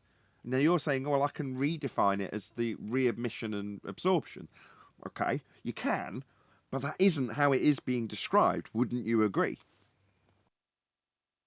Well, no, it's being Are you saying described light as a makes the supposition of conscious Just everyone just listen along.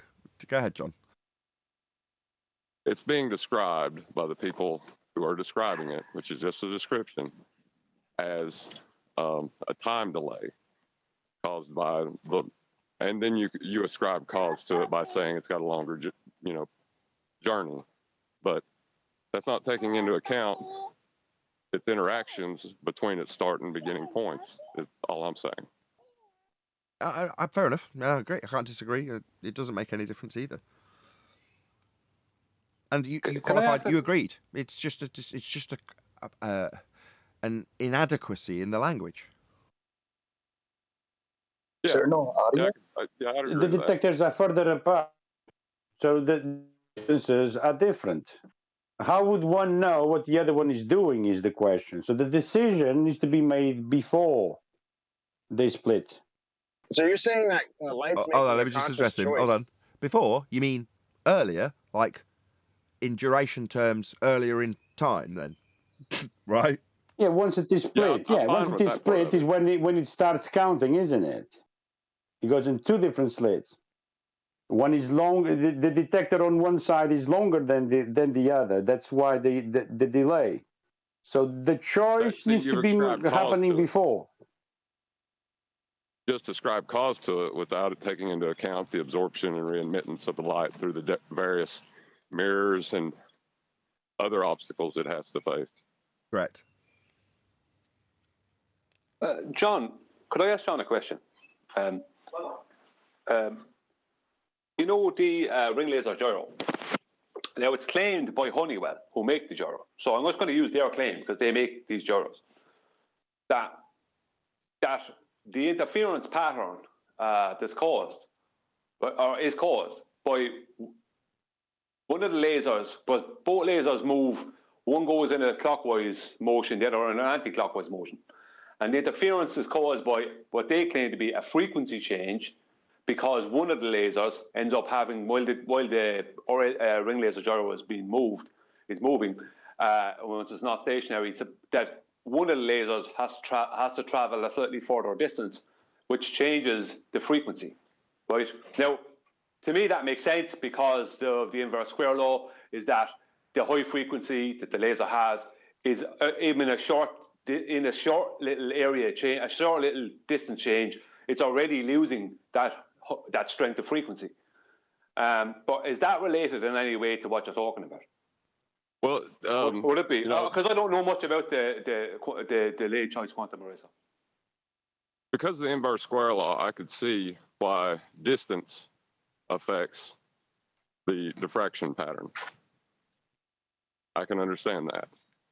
That doesn't necessarily ascribe a journey to it or say that it takes a longer time. Just saying that distance is affecting the diffraction pattern. I was saying to a guy who's been kind of having a kind of a to and fro with me on my page on my channel, that because the ring laser gyro shows this change in frequency, or just a change, because when one of the lasers has to go a slightly further distance than the other, that is showing without a doubt that there was absolutely no way that light could be parallel coming from the sun or anything else. And microwaves, because the ring laser gyro is also, as far as I'm aware, a vacuum unit. So there is nothing there to get in the way of the lasers. The whole point is it's vacuumed. So all these claims about using microwave signals to communicate with the moon and back and other nonsense like that has to be destroyed immediately by that. You know, I know it's a bit of a Weasley thing, but it has to be destroyed, because how could you have a microwave signal going 238,000 miles through a vacuum and it not losing its strength of frequency, but you have a laser, which is like the most condensed light that I'm aware of, starting to lose its frequency or its strength of, we'll call it as a description, frequency, over a very, very small, tiny distance within a ring laser gyro. You know, yeah, it's not an opener. It's something that, in a debate with somebody about maybe Coriolis, if they're using ring laser gyros to claim that, then knowing that point is something you'd point out when they made that point. All right, well, you've got to chuck out everything else in terms of communication to the sky vacuum then, if you're going to hold me to that standard in terms of this device. So it's not invalid. It's just one of those that you would throw in because you know it, or I would if that was thrown up as an opportunity. Now I know it, so thanks. Good point. Yeah, but that's what I've done. I've thrown it out because, like, the ring laser gyro shows that light also is not a constant. There isn't a constant speed to light. If it's changing its frequency, then it has to also be, like, the whole speed of light thing is a lot of nonsense anyway. I'm not going to go into that. It's a total lot of nonsense. But, well, we can go into it if you want, but the whole point is that their claims to do with the heliocentric model requires light to not be not exposed, but not to be what's the word? To do with the French, I have the wrong word in my head. To do with the inverse square law, that these parallel light rays from their sun and all this, like that completely flies in the face of the inverse square law. There is no inverse square law taking hold or taking place, within our model. It can't be. Do you know what I mean? You can't have parallel light rays, and the inverse square law. You can't have the two of them at the same time.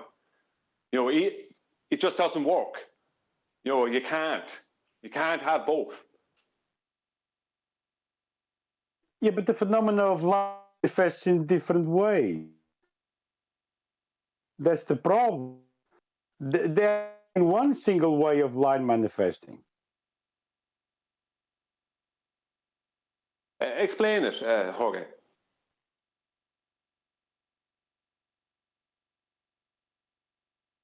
What do you mean, explain it? What do you mean? Explain what you mean.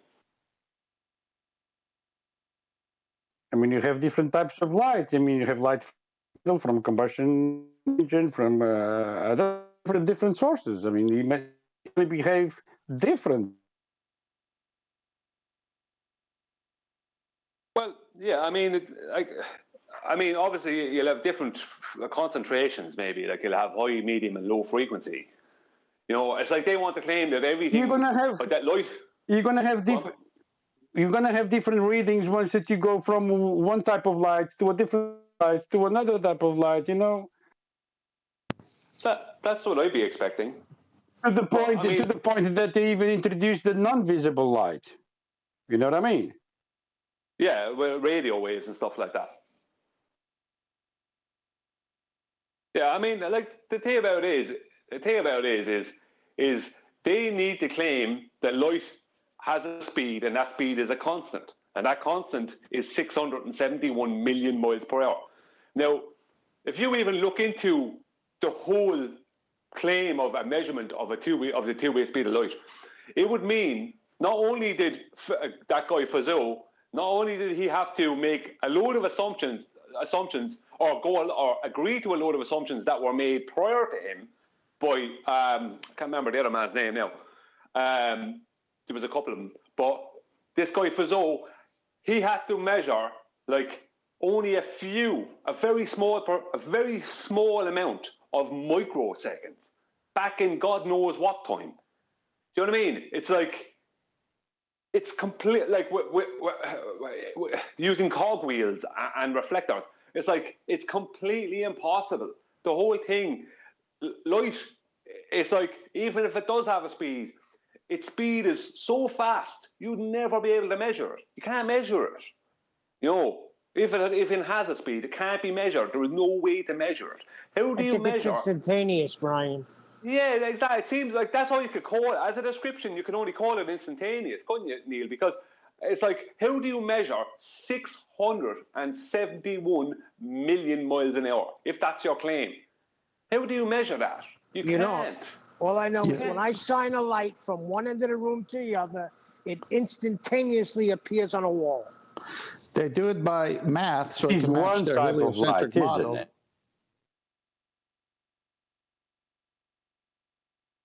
I think they do it by math only, so it can match their heliocentric model. And somewhere I saw where if Einstein's wrong on the speed of light, then he's wrong on everything. So they need it to work. Well, it's called Einstein's convention.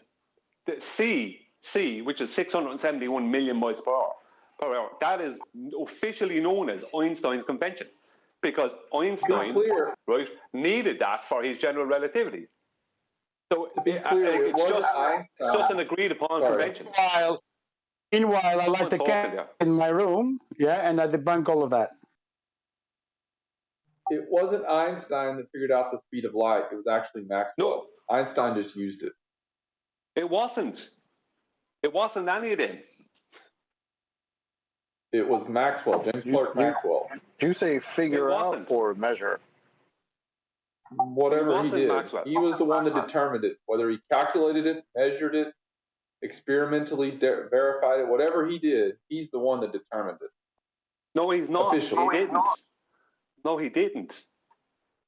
Do you realize that one of the pre-assumptions, one of the baseline pre-assumptions for the two-way speed of light calculation is that Kepler's analemma is correct? That if Kepler's analemma is not correct, that's just one. If Kepler's analemma is not correct, then the two-way speed of light calculation is also not correct. And you also need, and the very first starting point of Kepler's analemma is that the Earth is a globe with a radius of 3959 miles. So you can't just say Maxwell or Fizeau, because they had to do a lot of pre-assumptions before they can make any determinations. I mean, even if we knew the speed of light, what does it really matter about the speed of light? Does it? Well, it matters to the heliocentric model that it is at a certain rate. You know, the 671 million miles per hour. But I asked this the other day on a different channel. We've already destroyed that heliocentric model. Well, it's worth calculating, actually, how long it would take, for when I light my candle, for the speed of light to travel through the corridor to the other side. I think I'm going to have different figures. That's the thing about it. How fast do you see the light, Jorge? How soon do you see light? How soon do you see the candle?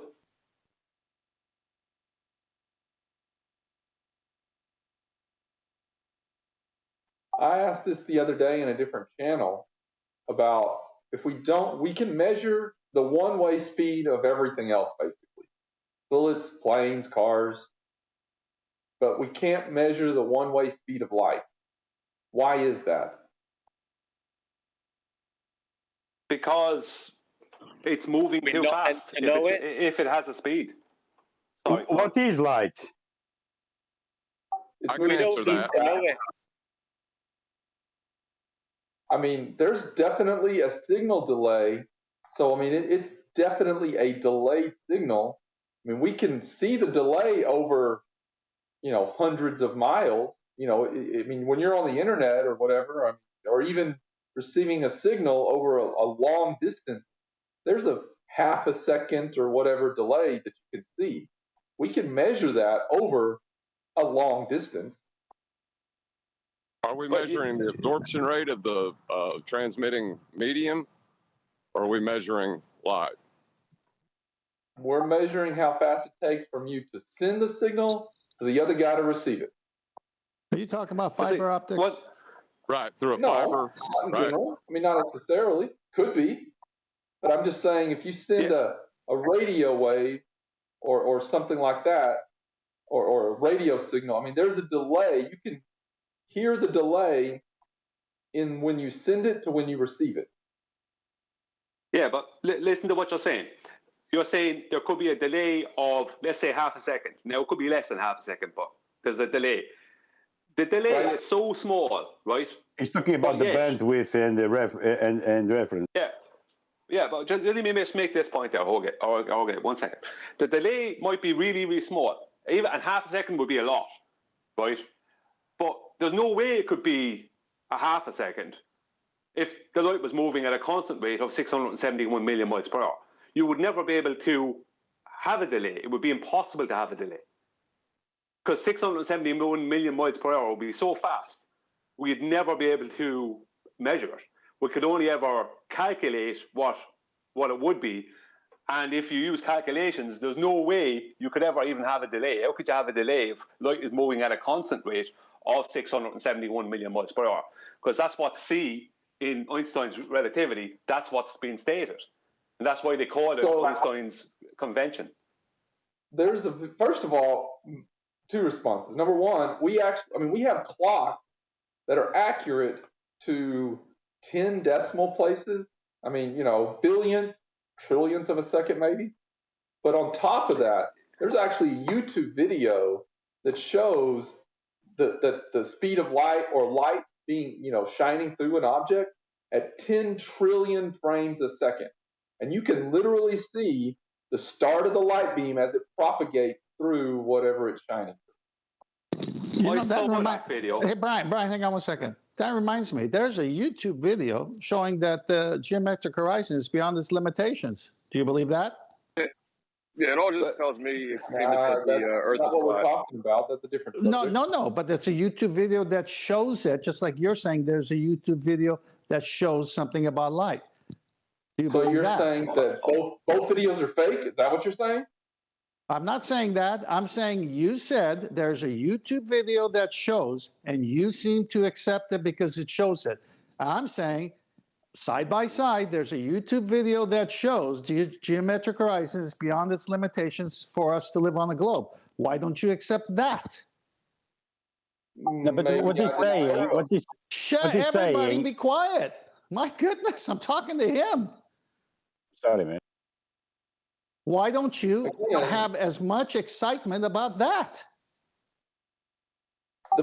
That's not the point. I mean, the point is... No, that is the point. We're talking about. The point... Okay, we're talking about the speed of light. Fine, forget the YouTube video. We'll just ignore that. We have clocks accurate... Because I don't want to talk about that. That's not why I brought it up. But you see, when you say to us, there's a YouTube video that shows because you want to bolster your point, and we say, well, there's a YouTube video that shows our point, and it's a lot easier to understand, and you could even go do it yourself. You don't need fancy equipment. And guess what? I don't want to talk about that. To be clear, you don't even have to go to another topic. There's a YouTube video by Veritasium that says no one has measured the speed of light. So you can stay on topic and have the same thing. No, I agree. He's talking about radio waves. I can give you the answer why. Why? Okay, why? Because it's based on the synchronicity of the clocks that you use. According to relativity, as soon as you move one clock away from the other, that clock that you moved desynchronizes. Thank you. That's the answer I was looking for. You're welcome. But why does that happen? I saw the video you're talking about. I saw the video. That's extremicists, isn't it? We're talking about. Correct. I saw the video you're talking about. Now, I'm not saying you were lying about what you said about what you said about it, but I saw that and I looked out for exactly what you said. Is the start of the light to the end, and no, that's not what we see. We do see light moving through a plastic bottle. I think it was water in it or something like that. We do see that happening with that video. It's from Slow Mo Guys or something is the name of the channel. They do these videos. But we don't see the initial start of the light and end of the light. We see stuff in between, but we don't see the start. We see a reflection through the water or through the plastic bottle, but we don't actually see the beginning and end of the light. We don't see that. And if we did, you know what I mean? If we did, it would have to match, for it to be of any good to the two-way speed of light calculation claim, it would have to match that exactly. Well, that's actually, QE gave me the answer I was looking for, in that it has to do with the synchronicity of the clocks, and not, as you said, because we don't have clocks accurate or enough or whatever. It has to do with the synchronicity of the clocks, not that they're not accurate enough. But that's the cesium decay. Sorry. And what do you need to reconcile that second clock? It has to, I mean, what do you mean? You make it more accurate? Or no, to synchronize it with clock A. So you got clock A and clock B. As soon as you move clock B, it desynchronizes with clock A. What do you need to synchronize those two clocks? To move them at the same rate? The speed of light. Okay. I mean, that's okay. But why? So it's an eternal begging the question policy.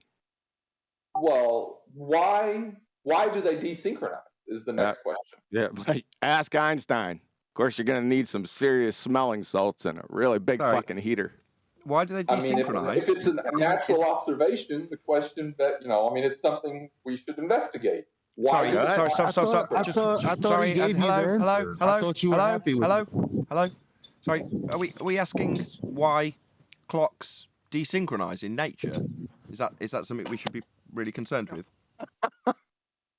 I mean, if we're trying to find the answer, what we're trying to determine is the speed of light. If we can't measure it one way, this is the reason why. So the next question would be, if we're trying to get to the one-way speed of light, that's unfair. You were defeated, and this is how. Because you said already that his answer was sufficient. It was the one you were looking for, the one that you're asking again for some reason. And so when he went deeper, it was exposed that it was begging the question.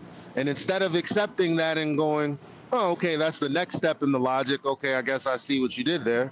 You just went and asked him the question again when the answer was sufficient before. But when he exposed it as a begging the question further down the line, now you have to ask the question again. No. Why? So the first question was, why can't we measure the one-way speed of light? The answer was, because the clock's desync. I accept it. That's the answer I was looking for. So the next question, the new question is, why do the clocks desync?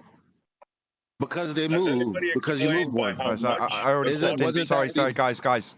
Did I not just... I'm having amnesia. Maybe I hallucinated stepping in a minute ago. You've gone from light, something very natural that we do experience, to some sort of causal relationship with tech that we've built. Then you're saying the question isn't about light anymore, it's about these clocks. Yeah, that's a tech question. That's what you're doing is troubleshooting clocks.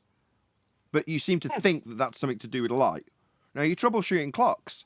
I mean, do you want to check out the clock in my CPU? Because if that does something funny, it's a clock.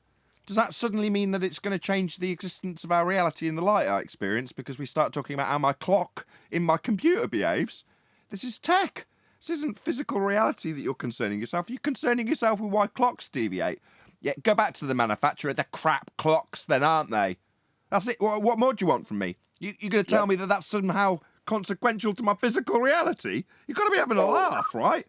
You're saying because the clocks desync when you move them apart, that's a broken clock? Sorry, are they supposed to be synchronized? Is part of their function to be synchronized? If so, then yes. If not, then who cares? We're talking about clocks now. Okay. But the amount, Nathan, you got to hear the amount that they're off by. So if my car has some crazy functional deviation from its standard fare use, does that suddenly mean that my car and its deviation from what it should be doing is association with the world and the physical reality I experience? It's just another piece of tech by comparison. How is this clock somehow going to dictate how light behaves?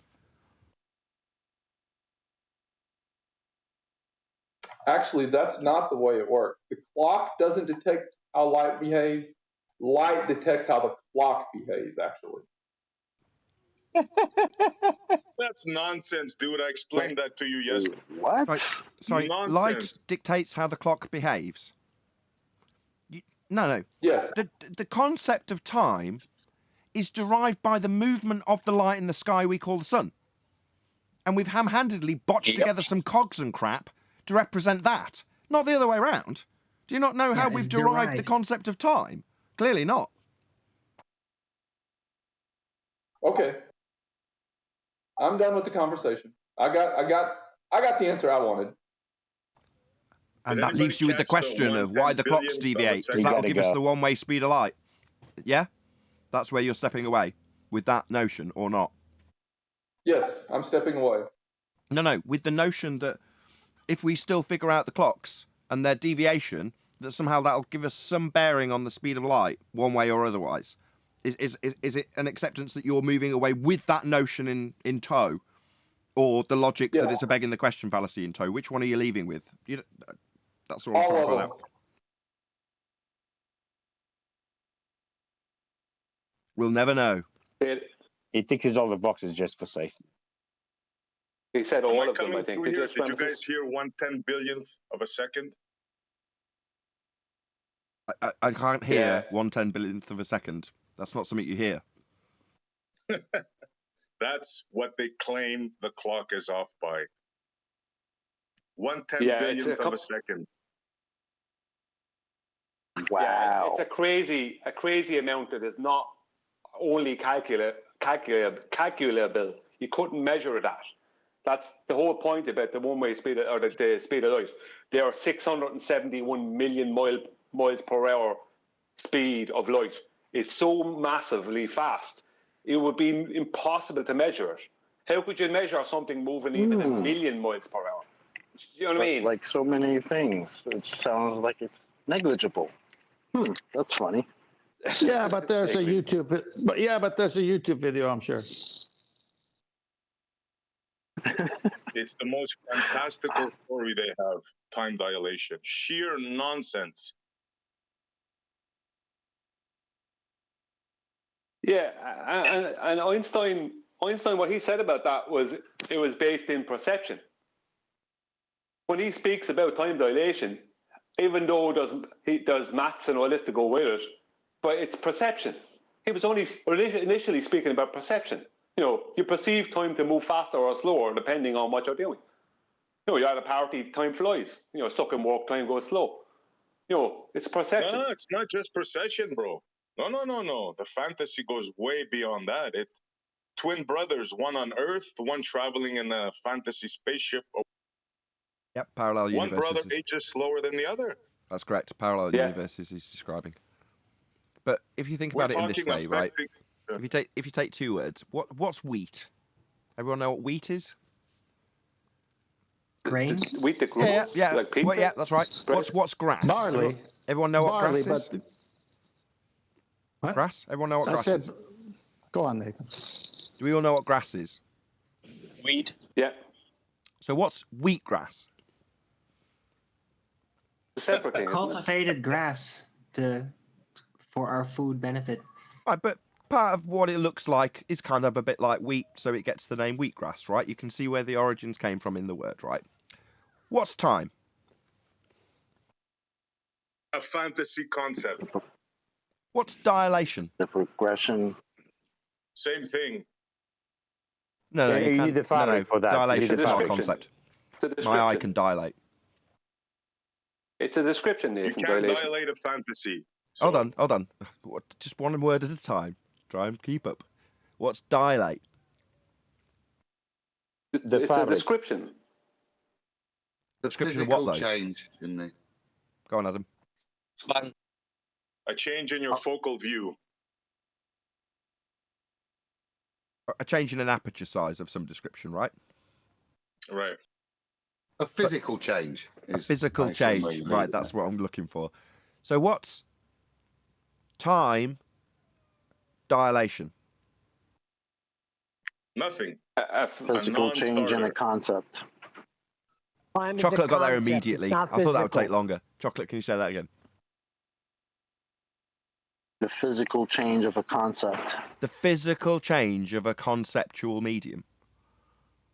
That's what we're talking about when we talk about concepts like bending or dilating space-time.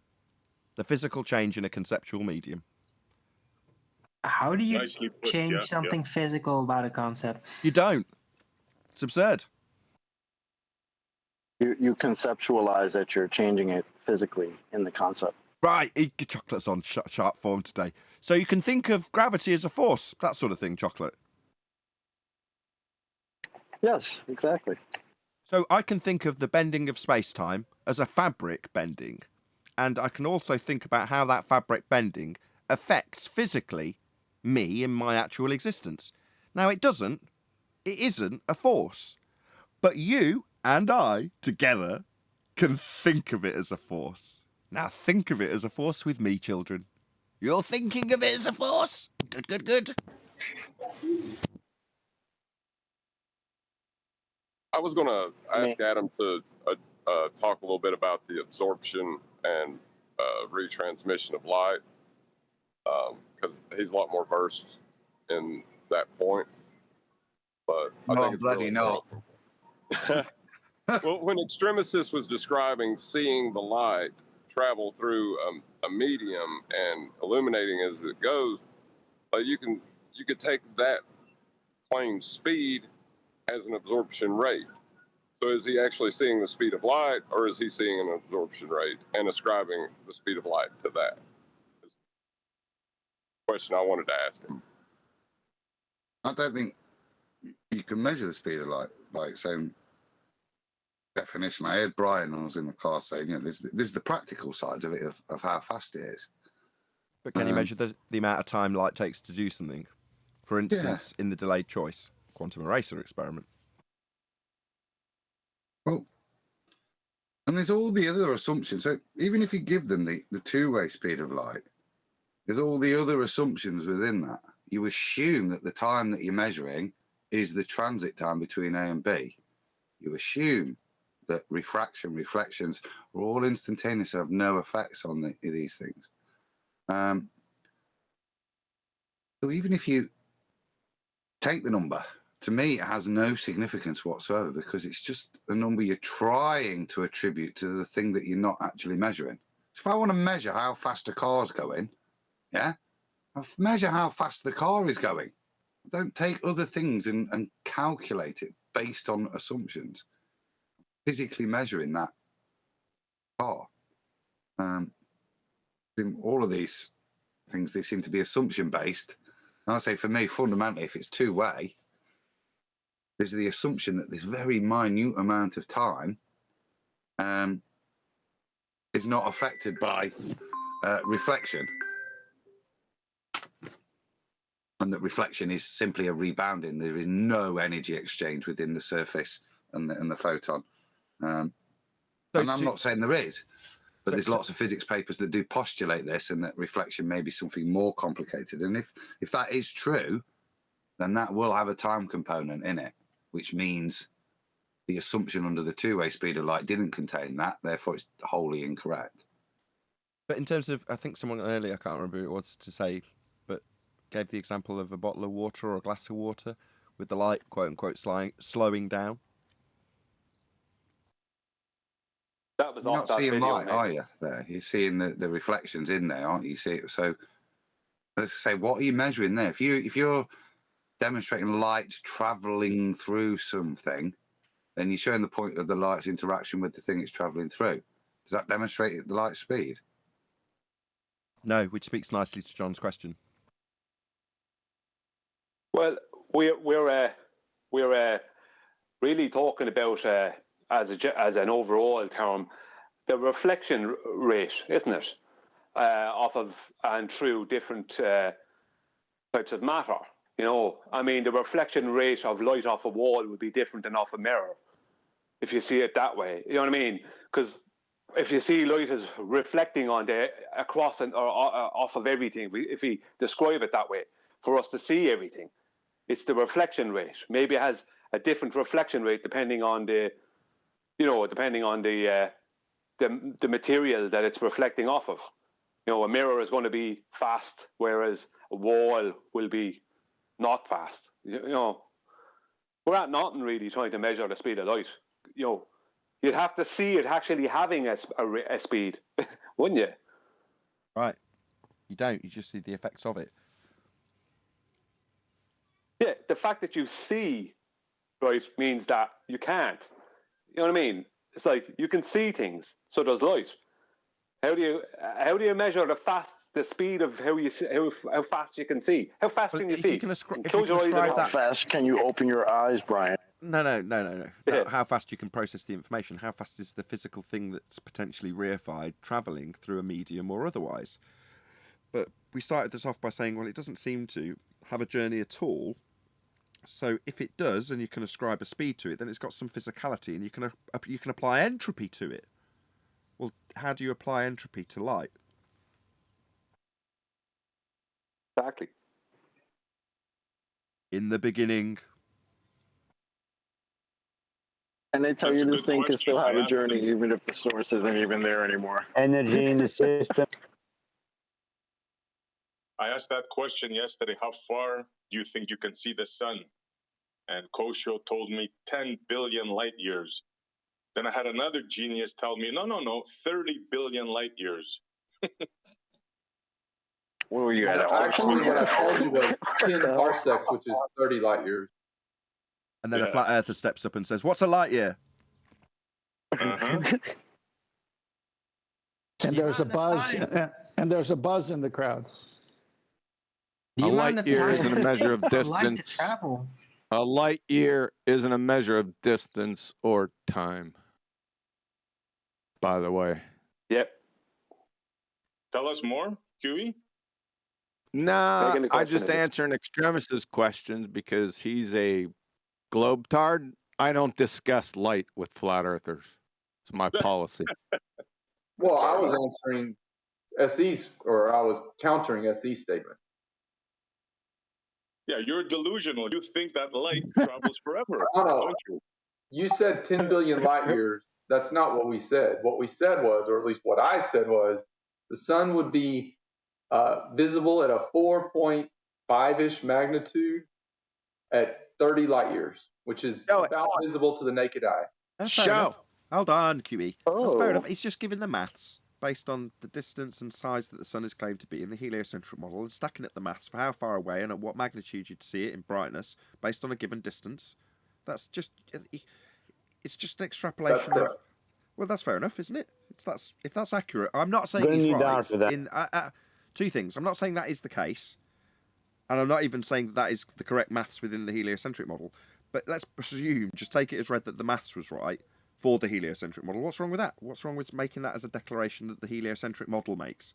Unless he's claiming that's reality. You don't actually think that those are the distances, do you? I am saying that's what the globe model says. Or Fair enough. heliocentric model. Fair enough. Fair enough. Globe model. Where's that at? I said, yeah. Can we see that? Well, hang on. Hang. Extremis says the globe model says the geometric horizon has to be 1.2 miles. Yeah, it does. And it's not there. Maybe the globe model is wrong. And there's a YouTube video on it as well.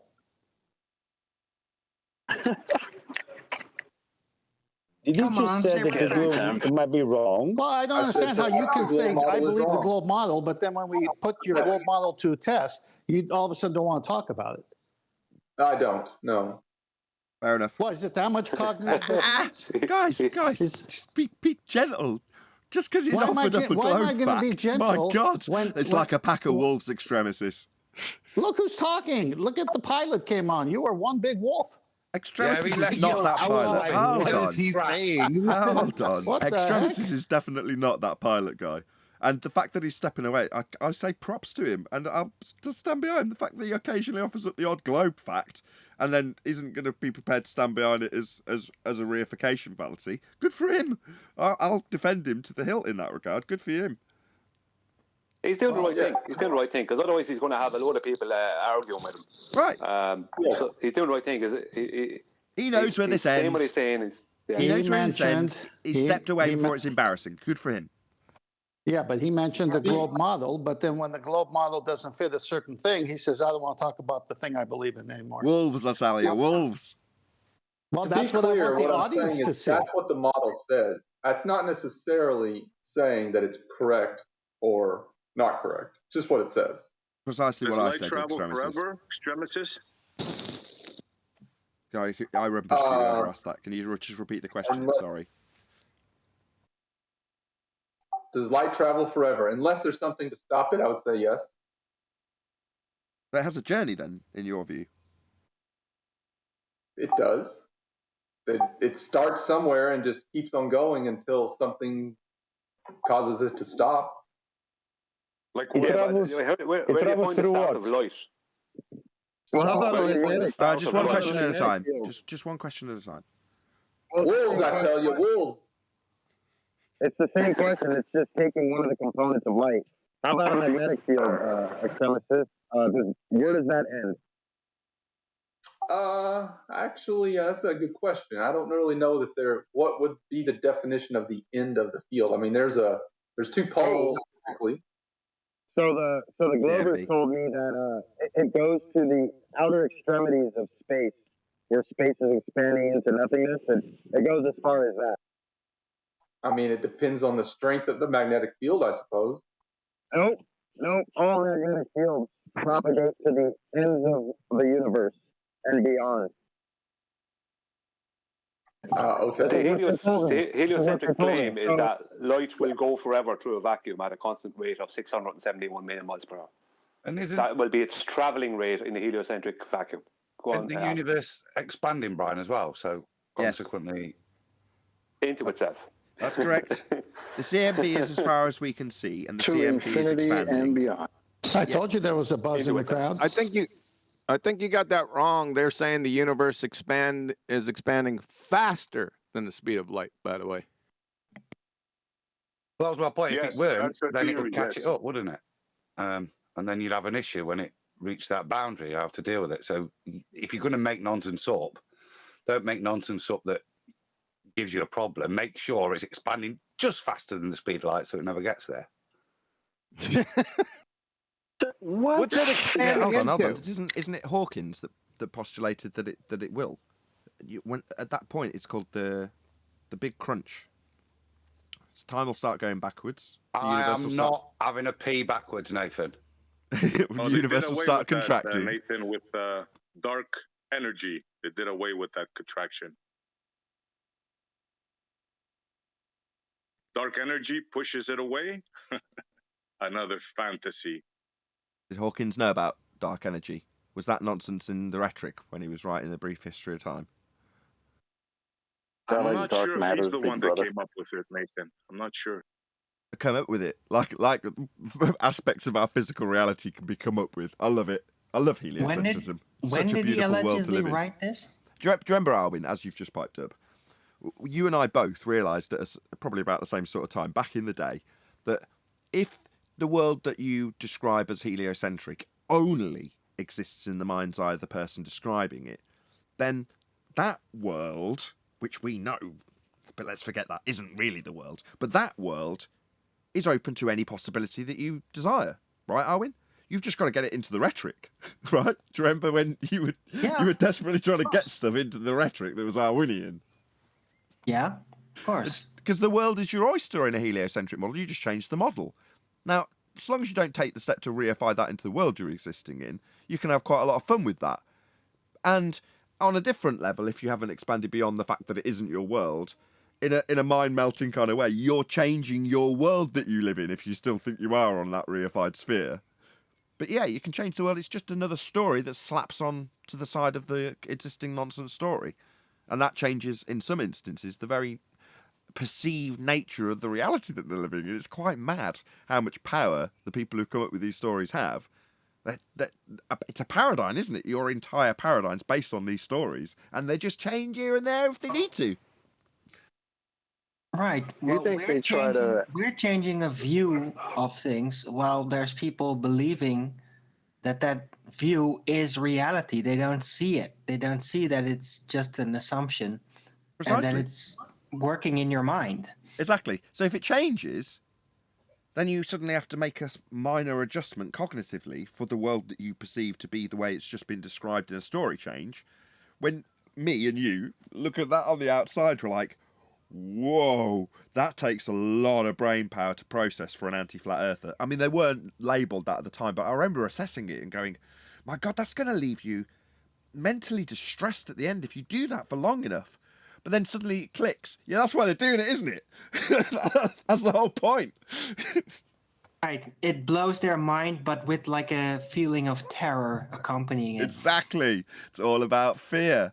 Now, if you're concerned with it, processing it, and it's a change within an already fear-based mind control, well, that's wonderful. That works just as well as, having the rhetoric originally. So while we're going, wow, isn't it mad how these people can walk around in such cognitive dissonance with a new story change and then just chant it back at us? How are they doing that? Well, the reason they're doing that and the whole hot-headed brain that they'll get from doing it and the processing that's involved, it takes a lot of energy away from them that they could be doing other things with, and then that's just the point. It's control. Well, because there's so much fear involved in the heliocentric model, and there's always some kind of fear-based story being added in, whether it be a possible asteroid going to hit us or whatever, There's so much fear involved in the heliocentric model that a lot of time people, and I'm not just talking about people that we deal with over the years in this debate, but people in general will actually, with fear in their eyes, start telling you, someone can tell you in your own kitchen, there's likely going to be an asteroid hit us tomorrow. You know, you're going to run into that. You know, I do. People will, yeah, it's crazy. Yeah, their whole worldview, based in fear, could be changed at any time. That movie, Don't Look Up, was based on that entire concept. And with predictive programming, it leaves the mind's eye of your average normie postulating that concept. So, although it's fiction in the world I live in. It's a possibility in the world I live in. No, it isn't. You don't live in that world. But while you do, an asteroid can come and smash you to pieces and wipe out civilized world as you know it, while the rich go off to a different quote-unquote planet. No, planets are just lights in the sky. There is no space. There's no asteroids coming to kill you. It's not about believe the science, the orbital mechanics show us the way of death. Why won't you listen? No. Kepler's third law on orbital motion is just an extrapolation of mathematics based on the lights and how they move in the sky. That doesn't mean the sky is a vacuum and that the rocks are coming to get you. They're not rocks. Well, they might be, but certainly not heliocentric You forgot rocks. one part. You forgot what, before you continue, right? The elite go to the other planet and get eaten by chicken dinosaurs. Yes, they do at the end of... yeah. Oh, I wonder if they're friendly. These very large birds with big teeth. Well, back in the day, when I was a young that was the best ending. They all I got ate appreciate up. that. I appreciated that too. Yeah, if you're going to believe in dinosaurs, you might as well have the fear-based mind control, perpetuate the idea that you'll land on Mars and get eaten by aliens. Good for them. Back in the day when I was a young driver, my friends were getting into car crashes with galaxies and comets, so it doesn't come just from space. My friend had an accident like that. I think it was in a Saturn. Just to add some clarity to this whole thing, Kepler's whole story, his whole what's the word I'm looking for? His whole belief all started with observations of the sun, and they weren't even his observations originally. They were astrology observations. He was an astrologer before. Back in his time, you learned astronomy through astrology. He was a very, very astute astrologer by all accounts. And in astrology, they already had the patterns, or the pattern of the sun throughout the year, the origin, basically what the sun appears to do throughout the year. So he took that and possibly made his own observations if necessary, which he probably wouldn't have needed even to do because they were already made in astrology, already had that. And he just back engineered it into the Copernican model. So, I mean, it all started with someone looking at the sun saying this thing in the sky does this at this time of year, and this at this time of year, and this at this time of year. And that's where everything after, like everything, all of his orbital mechanics and all of the heliocentric model, it all came originally. I'm not talking about the globe and its dual radii, that's flat Earth elevations, angles to Polaris, but all the space stuff and all this orbits, it all came from astrology, right? And the pattern what this sun thing in the sky appears to do. Precisely. They took those patterns. They took the documentation of the movement that's very predictable of the lights in the sky, and then hijacked it. But in modern times, the tracking of the movement of the lights in the sky is no longer necessary. But that, as a description, formerly ascribed with the word astrology, is turned into Mystic Meg telling you that you're going to meet a tall, dark stranger and there could be some choices to make in your life tomorrow, based on the predictable patterns in the sky. So they demonize it, basically. Yeah, you get a little thing in the newspaper, like the 12 astrological signs at the last page of the newspaper, and it's telling you what your astrology prediction is for today. Right, as opposed to, here's where the stars will be in the sky, here's what they'll look like, here's how the patterns line up with each other. Now, don't get me wrong, more advanced astrologers will show you what the pattern is in the sky and then go on to tell you what it bullshit means to them based on how the Book of Astrology, in quotes, the propaganda version, has told them what that means in predictive terms. And it's nonsense. It's just the patterns in the sky being logged. Once they're logged, that whole field is therefore useless because they're just going to keep doing it. It's like having a field to track the movement of a clock. Once they've got it pegged and can write it down beautifully in words, that's no longer necessary. You've documented it. But that process being that simplistic isn't allowed, because then people would realise that there's cyclical patterns in the sky. So instead of showing you the patterns and what they might do and how they'll come to pass in the future, that's kept for celestial navigators in their almanacs. But the bit in the paper that Brian's just described is Aries. You might consider making a change today. What the hell does that have to do with the lights in the sky and where they're going to be tomorrow or where they are now? It doesn't. But that's the hijacking and that's the demonisation of what is simply logging patterns of lights. Well said, Nathan. Yeah. And to add to that, those pattern of lights have been known for thousands of years.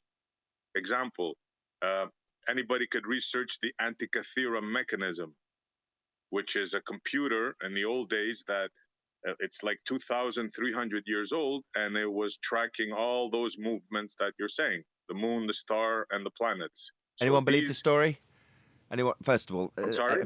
is everyone aware of the Antikytherian mechanism? Yeah. Who believes the story? Pretty Obviously you yeah. do, and I'm not demeaning you for bringing it up. Good on you for doing so. I believe him. I was there. I don't know the full story. Bloody hell. I was there. Just kidding. Me and Tony's So rad there's on a this one. for contention quite a of Yeah, this while. Tony's one of them as well, isn't he? mechanism, I Adam. He's not here though. Do I detect you don't believe that, Nathan? It's a contention for you? I mean, whatever gave you that idea? I mean, what makes you believe it? Well, look, it was a British scientist that came up with the theory. Definitely so true then. It's got to be true, no? Unless he's a villain. Well, British, so- regardless of whether you believe that or not, we'll go with the gears, right? Another thing they got wrong. They thought that gears came up 1,000 years after that, you know, with the clocks and that. But they discovered gears, brass gears, 1,000 years before they thought that they were around. 1,000 years, you say? That sounds like a very specific timeline. Yeah, how did they differentiate that specific block of time difference? Well, we can go into How that. did they if you establish like. Yeah, well, that? I'd love to go into that. I bet you're regretting bringing this up. It's a great subject, by the way. I'll support you. Check it out. You've got quality support from Adam. We'll go to pyramids in terms next of- day. Thank you, Adam. If we're going to follow historical dating methods, then as far as I'm aware, the metal itself you can't date. You could make some assumptions based on rusting rate, but the way in which I was aware was dating by other relics around, so pottery and stuff like that, coins, which should give you. Oh no, some that's indication. perfect. No, that's absolutely perfect Correct, because the they know shipwreck. they know the date of them, don't they? Because of the rocks that they find them in, don't they? But there is a deterioration Hold on, Owen. rate, Hold on, though, hold that on. can Hold be on, established Owen. with careful Let's examination. Owen, hold on. Let's just get to this do-si-do a bit quicker. So they find the Antikytherian mechanism, and while the rust rates might give some indication, they know because of the relics found around it, right? The pottery and stuff, right, Adam? Just for summary. Correct. Yeah. Right, and they know how old they are because of Well, they the have a stuff that they found convention. in, don't they? That's how they dated the pyramids, didn't Second time's a charm for Arwen. We'll get there soon, Arwen, I promise. So, hang on, Nathan. If you're saying that if I bury a Coke can and I bury a vase in the same place at two different times, that if someone finds them in whatever space of time later, they can state that both of them were from the same span of time. That's correct. If they were buried together, they were made together. Unless, of course, you're talking about footprints and matching footprints. We were nearly there with the do-si-do with rules- Adam. Hold on. the rules- We've got one more step with the Adam. rules are worse I just, if we're going guys, to- just want to get to the last step with Adam. So we've got the Antikytherian mechanism. I'm going to give the summary just because otherwise it'll get rumpused. And we know, exclusive of the rust rates, that it's found with pottery, and we know how old the pottery is because of the ground that it's found in and the rocks and types of rocks that it's found in. And we know the dates of the rocks because, Adam. Yeah, well, because of the Well, types that of part you pottery got that wrong, the Nathan. rocks It's found not with. because of the Don't rocks. run It was in the God, ocean. it's just like pulling teeth. This should be a 2-minute do-si-do to get to the point in terms of how they date this stuff. But we're still not there. We'll try once more with Adam. Catherian mechanism in its situ, found with relics. Now we know how old the relics are because we know the ground it's sitting in. And we know how old the ground is because, Adam. Because the age of the pottery No, that's in it. Nathan, you got it wrong. The bro. relic. Dude, It's shut in up! the water. What is the problem Nathan. with you? In the I'm water. desperately trying to give out what I know to be the current rhetoric, and you keep disagreeing. Go on. Adam's Because never you're going to get to wrong. say it. Well, It's in the water. I'll address the water issue because I understand what he's saying, but the point is the pot in this particular case, because it's found under the water, you're not able to place it with the pots per se in the soil, but the pots are still based on the land findings of the rocks that they were in, and the rocks are based on their aging is based on the pottery that's found around with it. So how did they establish the actual number then? Because, let me it's all summarise. within a Thank you for asking. convention of history. Let me just Sounds explain. like a feedback loop. It is to a me. feedback loop, but that's what I'm trying to get to. You should keep bloody interrupting it. Yes, Arwin. So they find Yeah, it they in won't let me do it, Nathan. They find it in certain types of rock. Right? Now I didn't know this in terms of the pottery, and that bit's obviously incorrect, which was the objection. Fair enough, I should have listened closer. Okay, so they find it in certain types of rock. Now they do have those certain types of rock in other places. And in those certain types of rock, there's certain artifacts that they know the age of, they know when they came from in time. Now, how do they know where those artifacts came from in time? Well, because the type of rocks they were found in, obviously. Are we all clear now? Yeah, this You're guy right, saying Nathan. nonsense Not with in the this case, fossils, bro. man. In this case, it was We found know. in water. Yeah, Under the ocean, in water, but on a area that has certain rocks. So we're going to date it. Not in this based on- case, because in this Was case, it? it was. Go on. In this case, it was in the water, and there might have been some sediment on it, yes, but it was in a shipwreck. I understand Well, what you're in- saying with the Hold on, sediment, hold and on. you're right. Hold Yeah, on, this is not getting in a this bit I more case. may- interesting. This is so you're saying we're not gonna date it how we've described it in terms of the nonsense of dating stuff. It was found in a shipwreck. Wouldn't it be more likely that it was kind of dated around when the ship existed? Exactly. Yeah. Now you're talking. Yeah.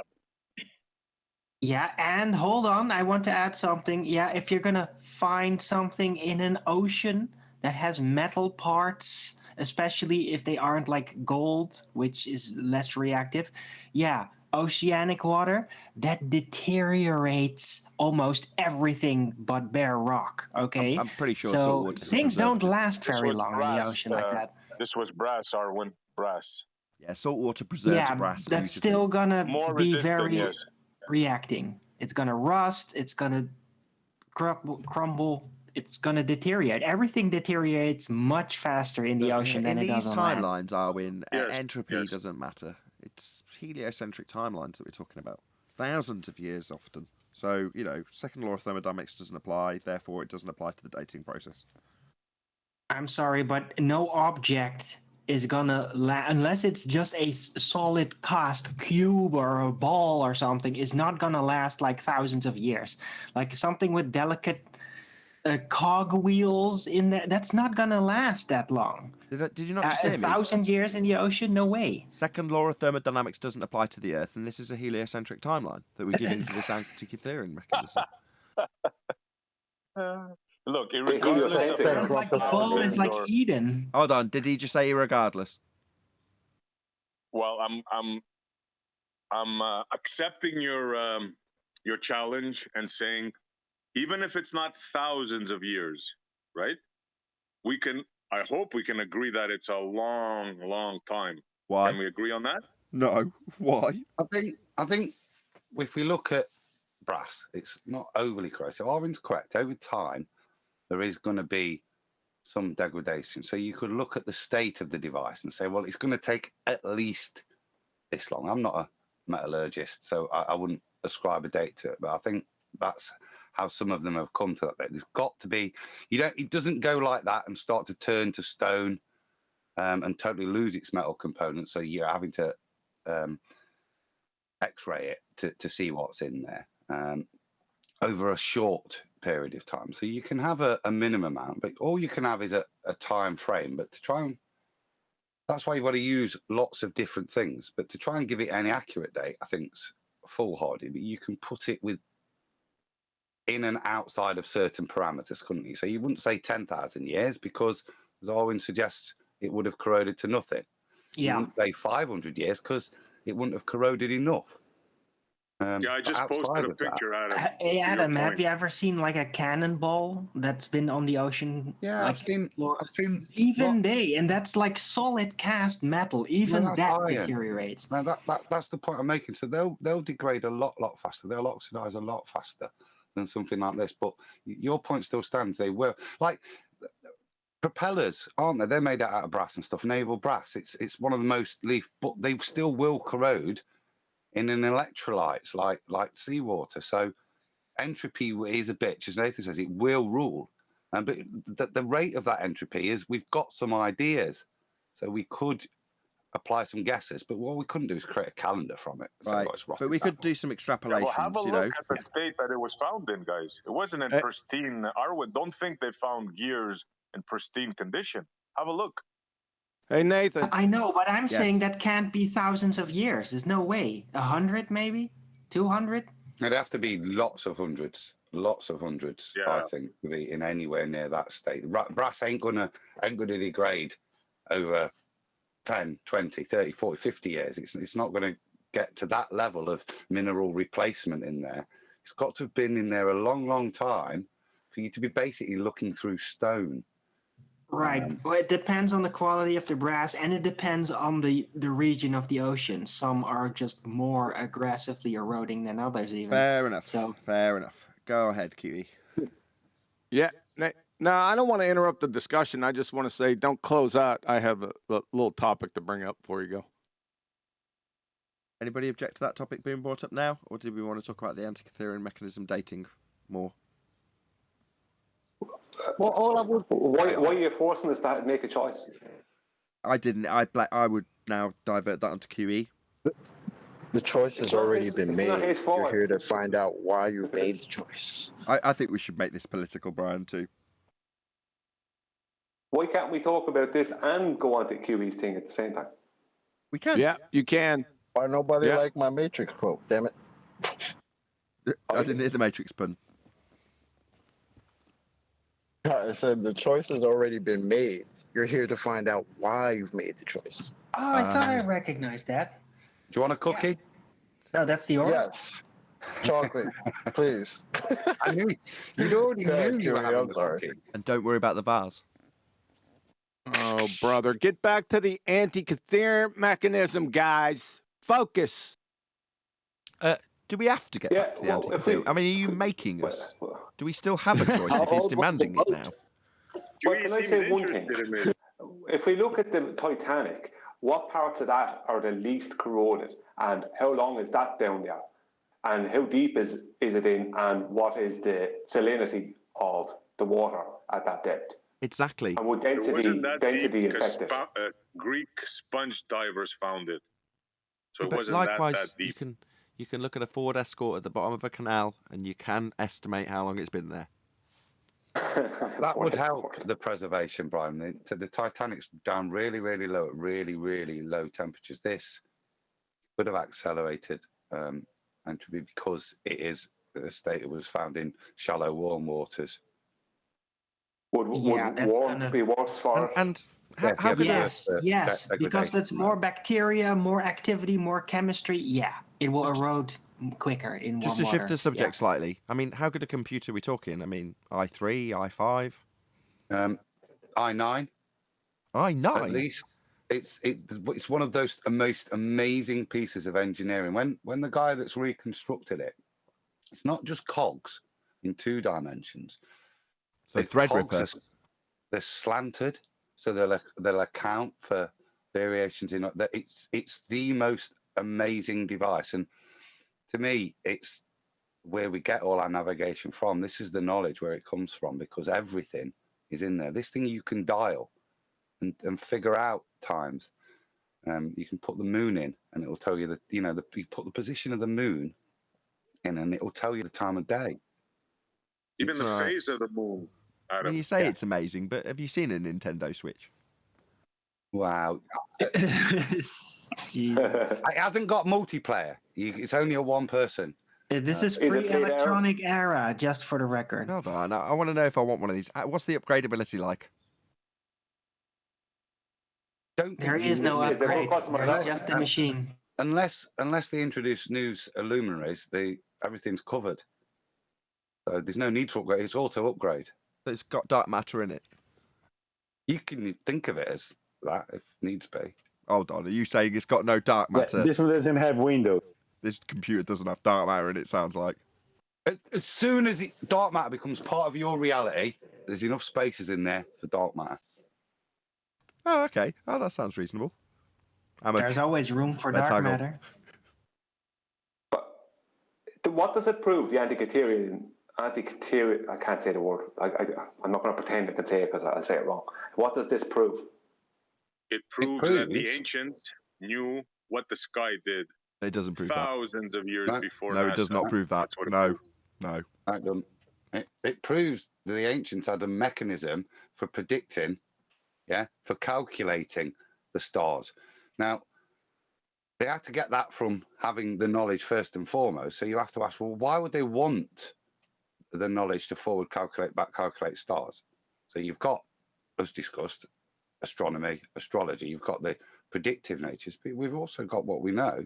We've got the almanac. I was going to say it's their almanac. To me, that's what it is, and this is why it's found on a ship.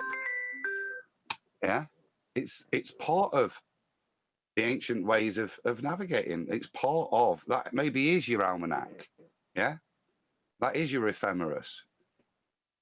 Well, could I say something?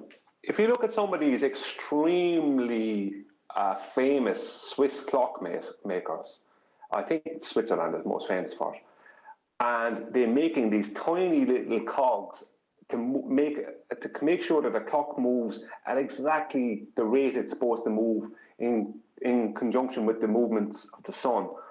I mean, is it any stretch of the imagination that there's this other thing with bigger cogs that might be in these little watches? That's what my grandfather did. On my mother's side, that's what my grandfather did. He had a lathe that had drill bits that were as thin as a human hair. Yeah, there you go. It's what the hell? To make little cogs for watches, so people would bring their very old, very valuable watches to. That's how he made his living. So people would bring him their watch, and they'd say, "It's broken." He'd open it up, find the little cog that's broken, and then sometimes have to manufacture one because you couldn't go out and buy some old cog for some old watch. So he'd make it. Yeah, that's what they do. Yeah, I saw some stuff about the Swiss watchmakers before, and my God, it was astonishing the level of detail. So if they can do that in a watch, well, very small, like you're talking about a micro scale almost with some of this stuff, with just our eyes and a magnifying glass, then it's not a stretch to the imagination that someone could have created this Antikythera system thing. I don't know the word. No one seems to be helping me with it either. Thanks, lads. Anti as in anti. Catherian. No, Antikytherian. Okay, thank you. Antikytherian method thing. No. Not Antikythera. Yeah. Antikythera. Okay, no, Antikythera. You got it. This thing, it's not a stretch to the imagination that someone could have made this thing that doesn't have this any greater of an intricacy I can't say that word either to it than the Swiss watches. You know, if you had a lot more intricacy than a Swiss watch. I was going to say no. It's far more complicated. All you're doing is tracking the generalized motion of the sun with a clock, aren't you? Yeah, but does it have bigger cogs? Barn door engineering by Brian. I don't think the size matters. Well, if you were a Swiss clockmaker and an astrologer, or you work with an astrologer, or knew an astrologer, and you made something like this, you would be able to make it. Yeah, they Can have. we just expand a little bit? It's not so much the size of the cog; it's the motion of the cog. I don't excuse that poor analogy. There is, and I mean, what's special about these cogs is if you think of a cog, and your granddad's ones he'll have made, they will have been flat cogs. All the teeth would have been just along one plane. Within this device, they're suggesting that the cogs, even the teeth, were angled, so that sometimes at certain points on the cog, it would slow it down to deal with precession and retrograde motions and stuff. The detail in this thing, when they've tried to replicate, and first they're thinking, oh, it's wrong. It's wrong. It shouldn't be like that. And they've made it and they see the effects of it. So it's way, to me, Brian, it's way and above just keeping solar time. It keeps solar, lunar, and the full sidereal, and then it tracks the motions of all the planetas as well. And these are all interlinked. And there's a really good few documentaries, and it shows you how they build cog onto cog, and they'll shave this cog, and how it's amazing how it accounts, and it's been built to replicate the motions of the heavens. How does it run? Well, you wind it, so you dial in a date, and then it'll reposition everything. So you dial it in, I think. A date? How's the dating mechanism in it working? Surely that'd tell you how it was when it was built. Not a date like a DeLorean dialing date. Oh, you don't mean there's... I thought you meant there was like a stamp on the bottom that said manufactured in... No, I mean, like, you don't put, like, let's go back to 1984, because your kids are going to be a problem, Nathan. It's sort of... I think it's just dialing in the other luminaries, and then it will show you.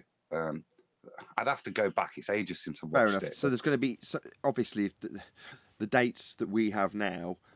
what is it, Augustine that ended up... Yeah, Gregorian or Julian. Right, that is irrelevant of this anyway, because they're derived from the patterns in the sky in the first place. So presumably you match up a couple of the luminaries and that'll set the pattern, and then it'll know where what we call date the patterns are for that machine when you wind it up. Yeah, if you think about those people, you would be in... The years wouldn't be described by kings, and you would have certain years historically described like that, but I think when you're dealing with the stars, you'd be working like with the ephemeris. So we'd be in the age of like we are now. We're coming into the dawning of the age of Aquarius. So we're in Pisces. So that's how you would describe the date. So on the equinox, that's the date, isn't it? It's where Pisces is, or where the sun is on the equinox, where it sits. That's that year. So you work from there. Check out what I posted, guys. It's not all guesswork. They found Greek lettering on it. Did it say manufactured in a certain date by any chance? Made in China, it says. Made in China, of course it did. You knew it was going to be Chinesium. I'm curious, does this mechanism on it anywhere have a globe mode?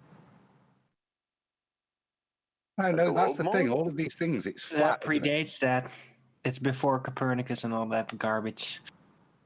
How could it predate that if that's what? How do you know that? Are we going back to the? It's found with a load of. It's been turned into a rock a bit in the ocean. But Copernicus is not that long ago, right? And the clock is definitely how long? Oh, at least 100 years older. Nice try, Alan. At least, wow. At least 100 years older. At the very at most. I was going to ask, did the church use Greek lettering? The Roman church? No, let's just think about it like this. They're going to introduce this heliocentric model. The first thing they're going to do is forbid these mechanisms. So it would have to predate it. There's no way that that thing would have been generally used. They've already hijacked it in the ocean. Church they already hijacked it. Stone. Well, maybe they sank it. Yeah, maybe the Jesuits came and sank that damn shit. Don't blame it all on the Jesuits. Come on. That's right. See, I figured it out. Now we know the entire history. Bloody Jesuits. Owen, this is the next important bit on this device. So is this a one-off specialist piece that's being transported as a special gift, or is it stuff that's kept on boats?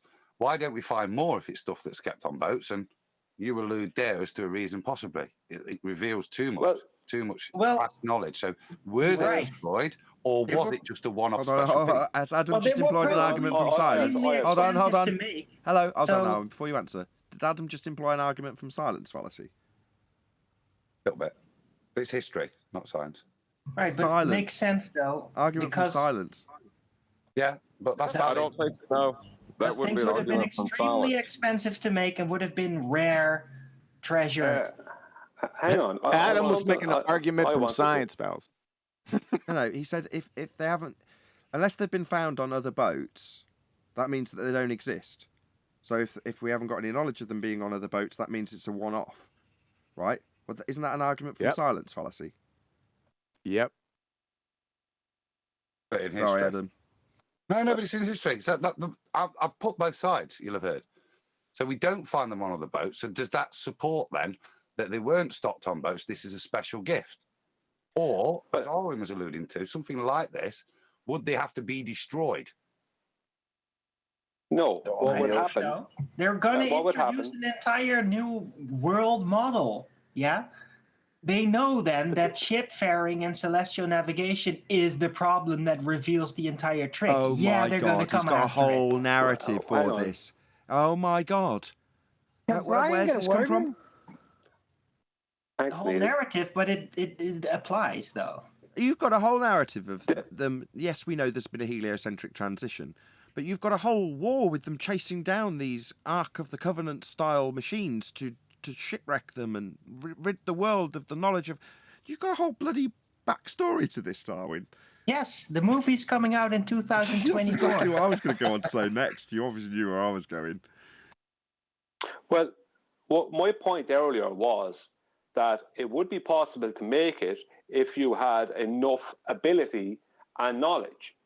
Now, if I was going to make that, right, and let's say there was me and another person, there was me, the watchmaker, type person, and I had an astrologer. I wouldn't be making it at one go. I would be making it in a section. So I'd have I would make something that would work for the moon, make something to work for the sun, something to work for the planets, something that would work for the sidereal stars. I'd be making it in that way. And it would be a work in progress before I'd ever get to a final product. Like a universal remote. Yeah, it's like exactly, like a universal remote. Like you're a smartphone.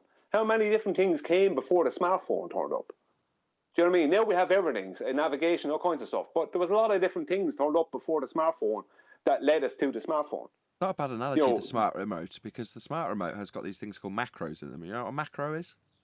You often have them on keyboard links as well. But a macro is like a string of commands that you can put together. So when you press one button on the learning remote, it follows the whole series of other stuff.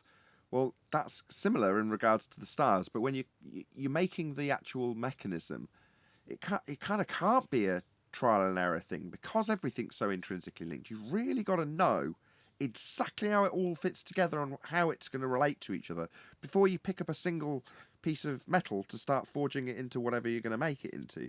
You've got to know every little detail of how it works before you build it. Yeah, Nathan, you can't just guess this thing. The ratios of the gearings are perfect to represent the motion in the skies. Yeah, they're perfect. This is observed, recorded, and then calculated back to the gearing. Yeah, you don't just randomly. Oh, look at that one. I can stick that bit on now, and it matches the moon. Let's have another go. I'll shave a bit off here and there. No. This is precision beyond belief, yeah, in terms of the knowledge required to shape the cogs. Right. It's custom made another level. And just to address what Brian says, I'll do A, B, C.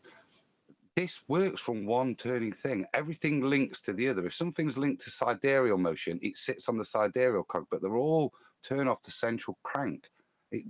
Everything's interlinked as well. This shows I'd build it like this, I'd build it like this with this bit of knowledge. They knew how all three of these things interacted with each other as well. And it's demonstrated in the the mechanics. Yeah, but Adam, I don't know if you actually listened to what I said. What I said is they did it before they ever made a final product where they had everything in one apparatus. They did it precisely for the moon and the sun and the stars and the planets. I have no idea how many runs they had at it, Brian. I mean, that's. I mean, how you would guess that that's how they built it, and they weren't good enough. No, my point. Let me finish. I wasn't finished talking. Well, if you leave me what finish. Significance it has. Do you know what I mean? It doesn't matter whether they did it A, B, C, or just went all in one go. The point is, all of that information is in there. It's contained. Well, it does matter. It does matter. It does matter because you're contradicting what you're stating. You're stating that it had such precision. The only way to get to that point of this one apparatus having such precision, right, for so many different things, involving so many different celestial things, would be to do it precisely, trial and error, right, in sections, and then eventually fair enough. have enough knowledge. Hold on. This is a moot point. Hold on. Brian's saying that potentially to get to that stage. Saying something, it doesn't mean it's nonsense, Adam. Hold on. Nonsense is a strong word. Brian, yeah, please. It is nonsense because you're claiming the open. Hello, Adam and Brian, please. Hello.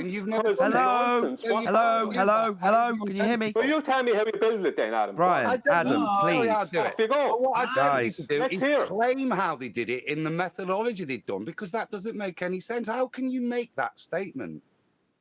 Well, if they had had to get the moon cycle correct first and have that precisely down in one apparatus, then they'd have to get the sidereal part done in a separate apparatus. Guys, can I just interrupt for 1 second?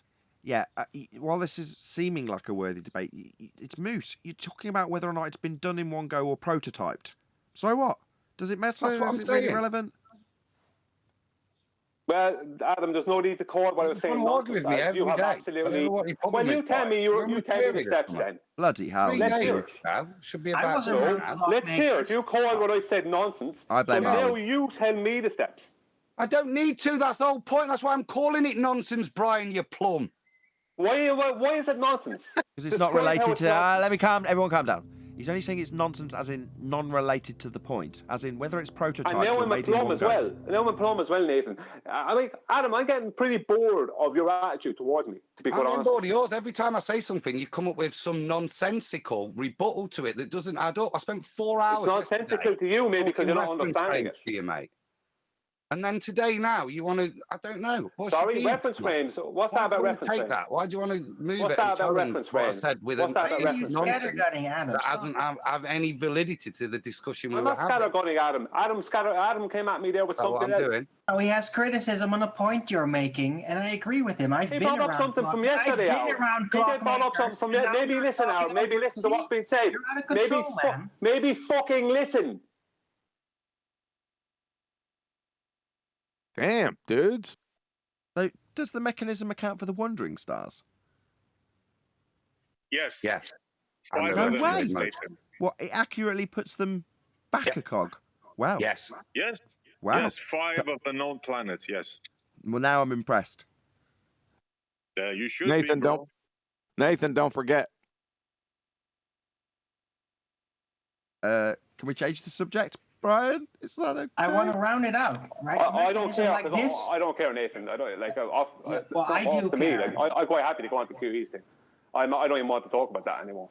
Well, I do care. So a mechanism like this, especially the more complicated they are, they have to be pre-designed in an entire single blueprint, because especially the more complicated they become, the bigger the complications become when you're trying to add on something later. It's almost impossible to do that, So, right? You have okay, to okay. pre-design No, it hold all. on, hold on. Just let me just speak to Arwen. What about a smartphone? Okay. Just Same Arwen. rebuttal Just to Arwen. Arwen. Just That's Arwen. electronic. Just Arwen. It is an Hello. electronic, it's Hello. mechanical. God, immediately going to lose control of the show.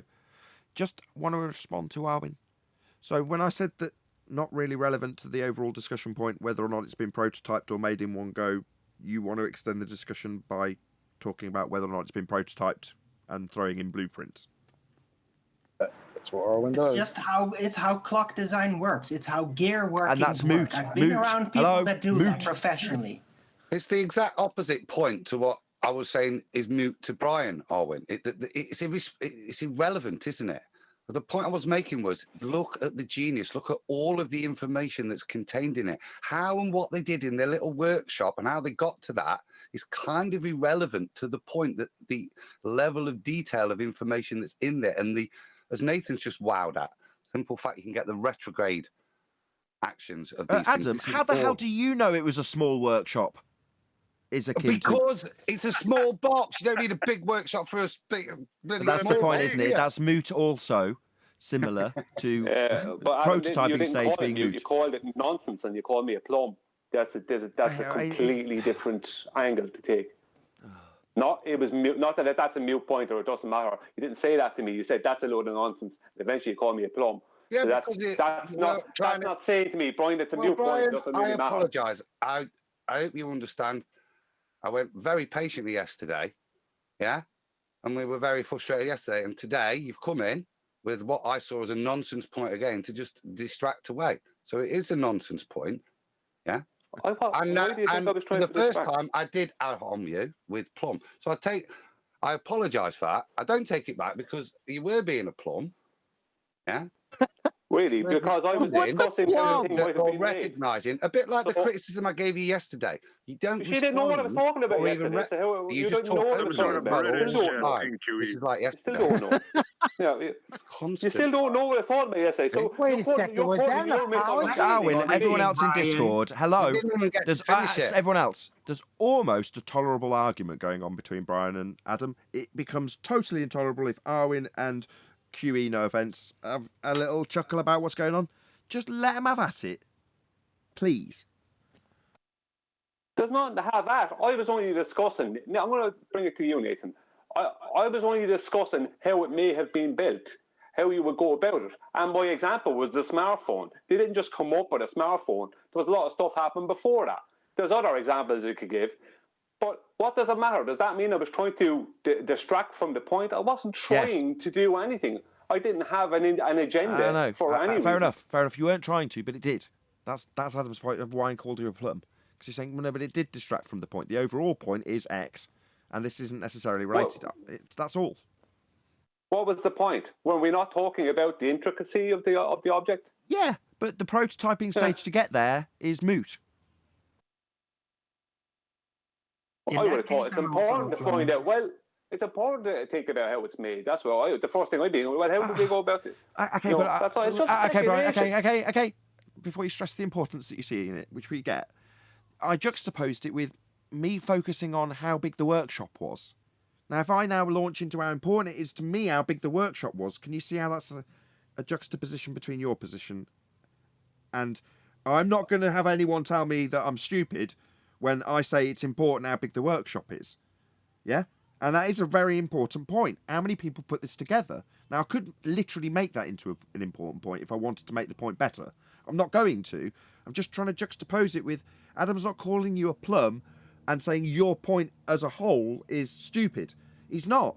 I could discuss the prototyping stage with you all day, and it is important. It's just not important to Adam's point in terms of the overall intricacy and how they've produced that, as opposed to being how they produced it in terms of the stages that you went through in prototyping. Brian, I'm sorry for calling you a plum, right? And Nathan's eloquently put the plum was addressed to the fact that after I explained the point and why it was digressing, not relevant, you didn't get it. That's why I called you a plum. So my apologies. I take it back. I was frustrated that you hadn't understood the point and how I wanted to progress the conversation and not have it go sideways. So that guy didn't call you a peach. Yeah, you were dumb for not getting where the conversation was going. It wasn't your point that was dumb. You know, not getting my point. That's why I wanted it to move on, because it wasn't relevant to what the point I was trying to make. When you say something is nonsense, the word nonsense means nonsense. Yes. Yeah. Nonsensical. What I was talking about wasn't nonsensical. It just wasn't on. It was non sequitur. You didn't want to go down there. Okay, that was the mistake. Non sequitur rather than nonsensical. Well, double apologies then. We still don't then. know what plum is here in North America. Birds have meanings, and this is, Brian doesn't want anything that he's got. If he opens his mouth, he feels it's worthy of being talked about. And anything that comes out of his mouth being deemed as, quote, nonsense is going to piss him off. Now, we can joke about being called a plum. No, that's not the point. It's the inference behind it, and fair enough to him. He's not going to open his gob unless he thinks he's got something worthy of discussion, and to have that called nonsense is going to cause offence. Adam's apologising and contextualising what he meant to say, non sequitur to my point. Therefore, all is well, correct? Yeah, thank you. Let's And start to be another fair, fight line. Come on. I understood what Ryan was trying to say real quick. That's why I said it's like a universal remote, right? Before you had the remote, you had a remote for everything, and then after a while, now you have one remote for everything. It's like that's what kind of Brian was trying to say. Now, I'm not saying that has anything to do with Adam's point, so I get that, but that's what Brian was trying to say, and I get that too. But how fast would the one remote to rule them all decay in water? I'd rather fight. Go back to fight. I think QE is going to decay if he doesn't get to talk about what he wants to talk about.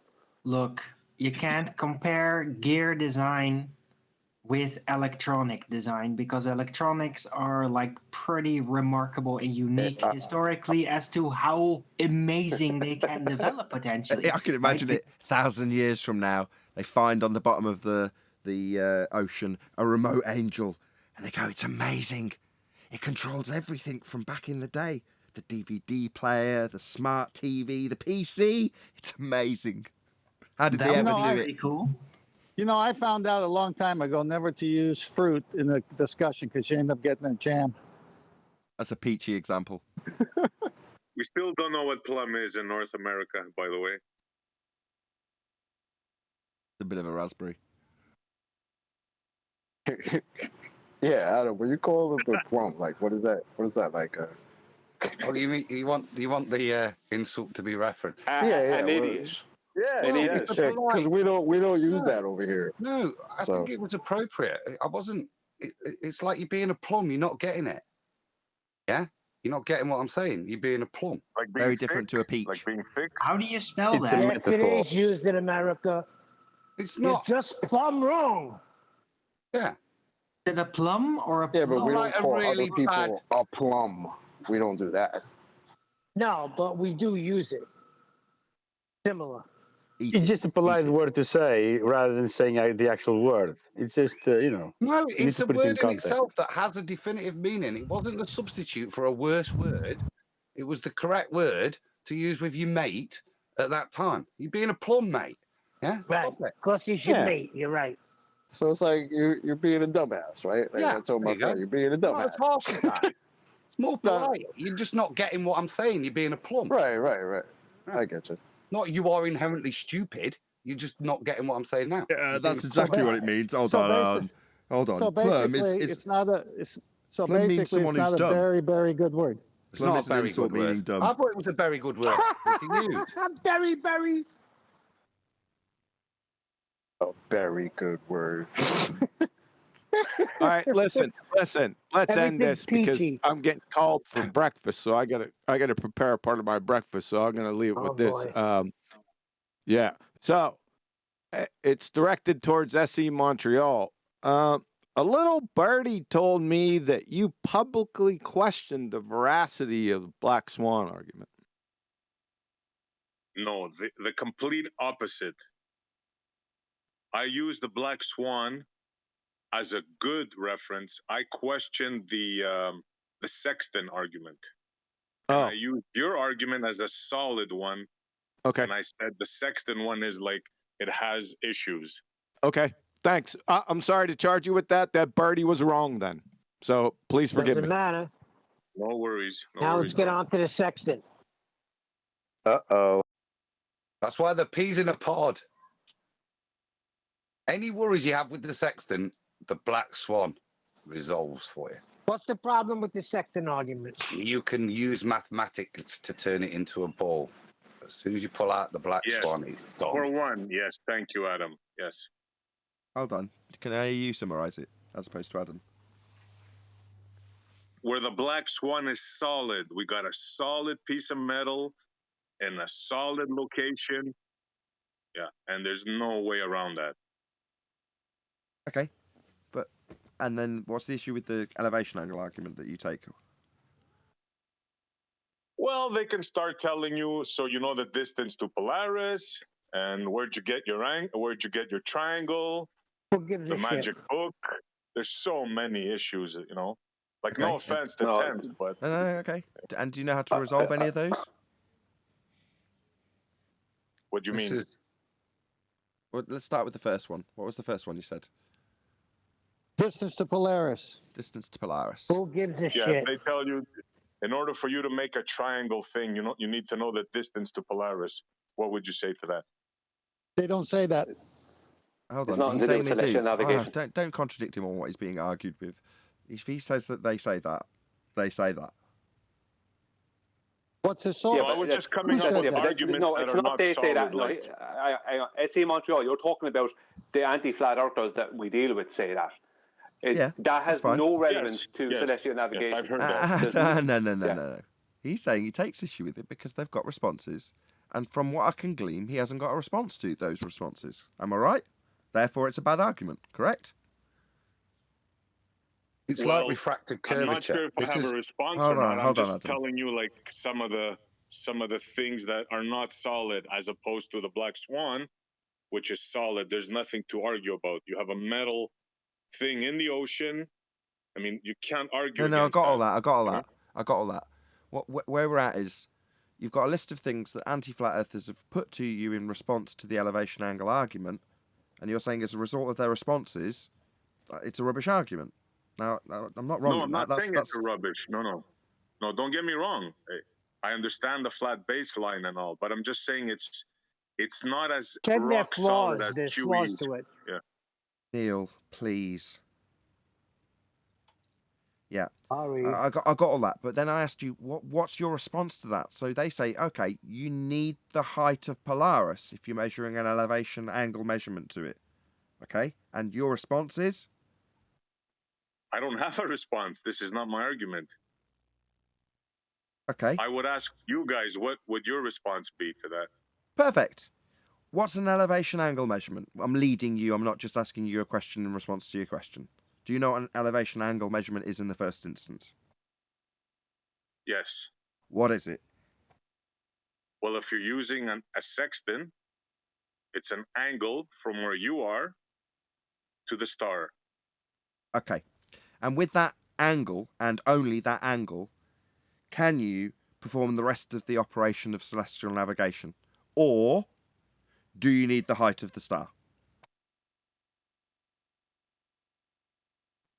I don't think you need the height of the star, but you need the distance. You need the GP to that star, correct? Yeah, you get that from the angle. You get the GP from the angle? That's correct. How so? Yes, that's correct. You minus it from 90 degrees. How so? It seems that you don't know how celestial navigation's performed. No, how did you get the GP, I'm saying? Don't you have to use this this book? Tables. Do you want me to look, just give him the simple The answer. almanac. If you... Hold on. Can I give him the simple answer, Nathan? Because he's looking for a simple answer. I'm taking his hand through this. He's saying we need the height. The objection from the anti-flat earthers that he can't overcome, according to him, is we need the height of the star. Am I wrong? I said one of the things that they argue about. Yes, okay, let's not get pedantic. We know what we're talking about. Okay. And in response, you said, well, how do you get the GP of the star? Okay, well, you've got an almanac. Right. Okay. Now, where'd you get that almanac from? They're going to argue that almanac Ephemeris. is a globe book. No. That's what they're going to argue. I'm just giving you how, like, there's sky, so many things that they can attack you on. Okay, guys. I just need to hear his objection from beginning to end. Thanks. I thought he said it. It's a globe source, but it's a sky. It's our source. It's everybody's source. Why do you presume we live on a globe? I don't presume. I'm just telling you the arguments against it, bro. Yeah, that it's not a solid argument. It isn't argument. an argument. That's 10th point. Okay, yes. We'll take him through it, but he's got to actually get to the end of his point, so he thinks, or at least understands, that we've understood what he's saying. Yeah, we get that. They say that the almanac is a globe book? Yes, that's another thing they say. Yes, correct. Okay, and is that the case? No. Well, I've traced it back to an Englishman in, I forget what year it was. Was it 16 something? I forget. Like, I'm not exactly sure. That doesn't help me. You guys know who made the almanac? Sorry, that's I'm not the sure question on the Kent Mann table. knows who made That's not the almanac. question. Your objection is they say it's a globe book. Is it? You're now saying who made it. It doesn't matter. I don't know. I'm going back to who made it. I forget who it was. It was some Englishman in the 1600s, I believe. And how? Okay, if you're focusing on who, how did he make it? You're asking me questions as if I'm sort of expert on this, Nathan. I'm not. No. You should be asking 10th man these questions. I'm leading you to the objection that you have given us, so that we can work through how to respond to it. Okay, go ahead. Respond to it. Is the almanac a flat Earth book or a globe Earth book? Yes. Lines of longitude and latitude are from a flat plane. Yes. Correct. Well, it's a celestial sphere book, okay? But that requires a flat It's a plane. celestial sphere. Hang on. Yeah. You're all flying off forward at 50 million miles away. SE, from the bow of a boat, you take an angle to two places, to the horizon, the visible horizon, and a star. You then do what's known as corrections for height of eye to give yourself, because that's be an obtuse angle, to give yourself a right angle, right? And you pre-assume that the baseline of the right angle is on the water, right? Now, that means that you're pre-assuming that where the baseline is has to have a flat baseline. It has to be horizontal. It has to be flat. That, in other words, the Earth has to have a horizontal baseline for you to pre-assume this. So if you have a 40-degree angle to a star above the horizon, then you minus that 40 from 90, which gives you 50.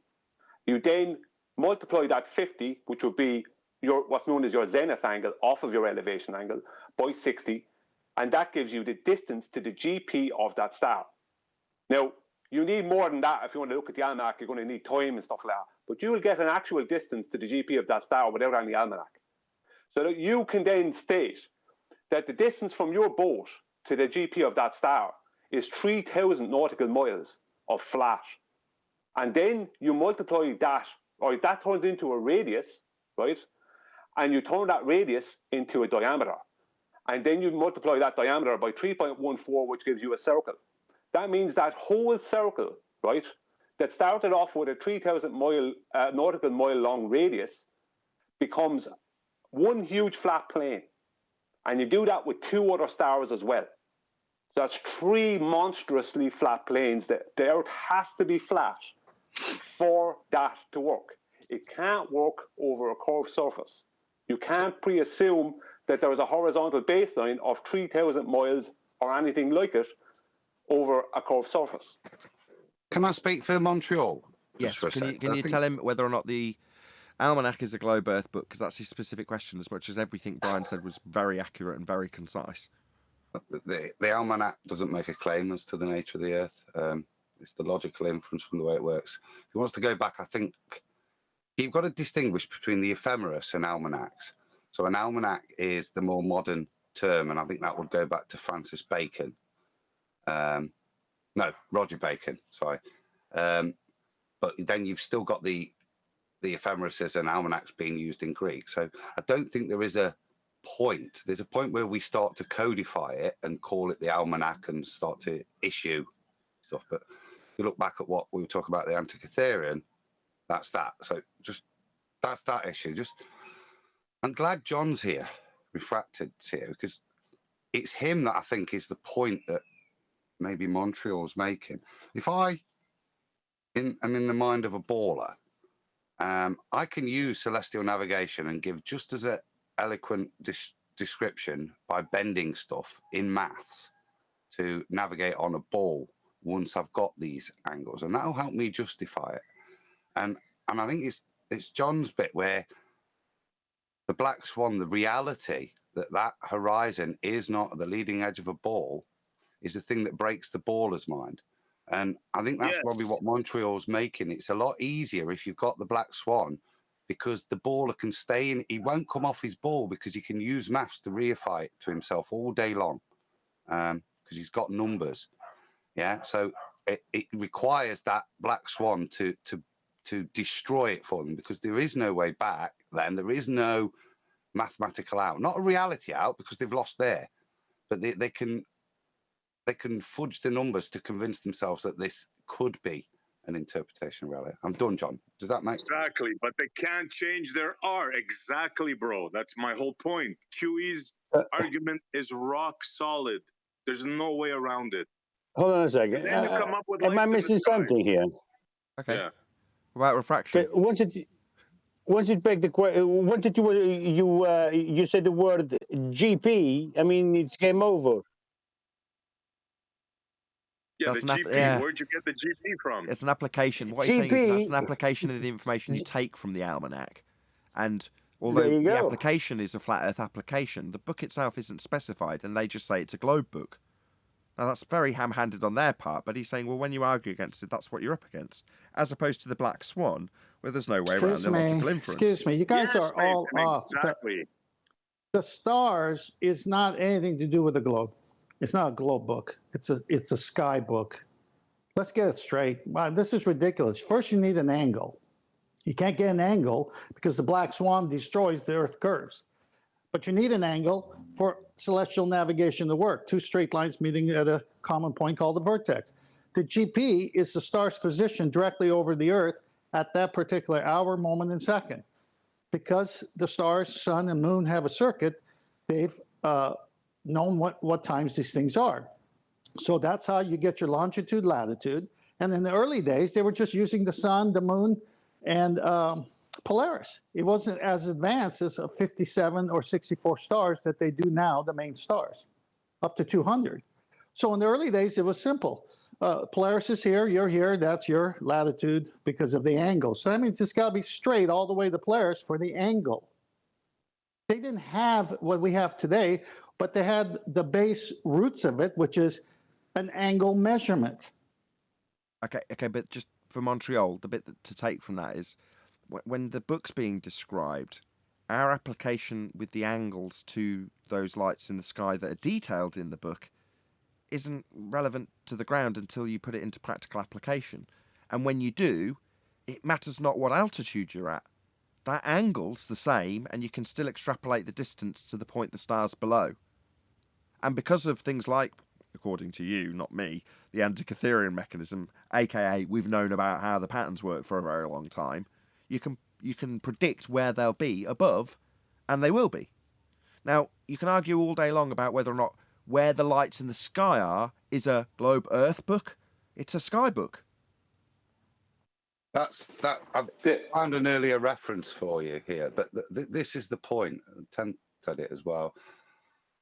It doesn't. I said it doesn't make reference to the nature of the Earth. It is a sky book. It's talking about where the things will be, what angles they'll be at. Yeah, from the surface. The one I've got here, I've got the Babylonian almanac, which dates back to the middle of the 2nd millennium BC.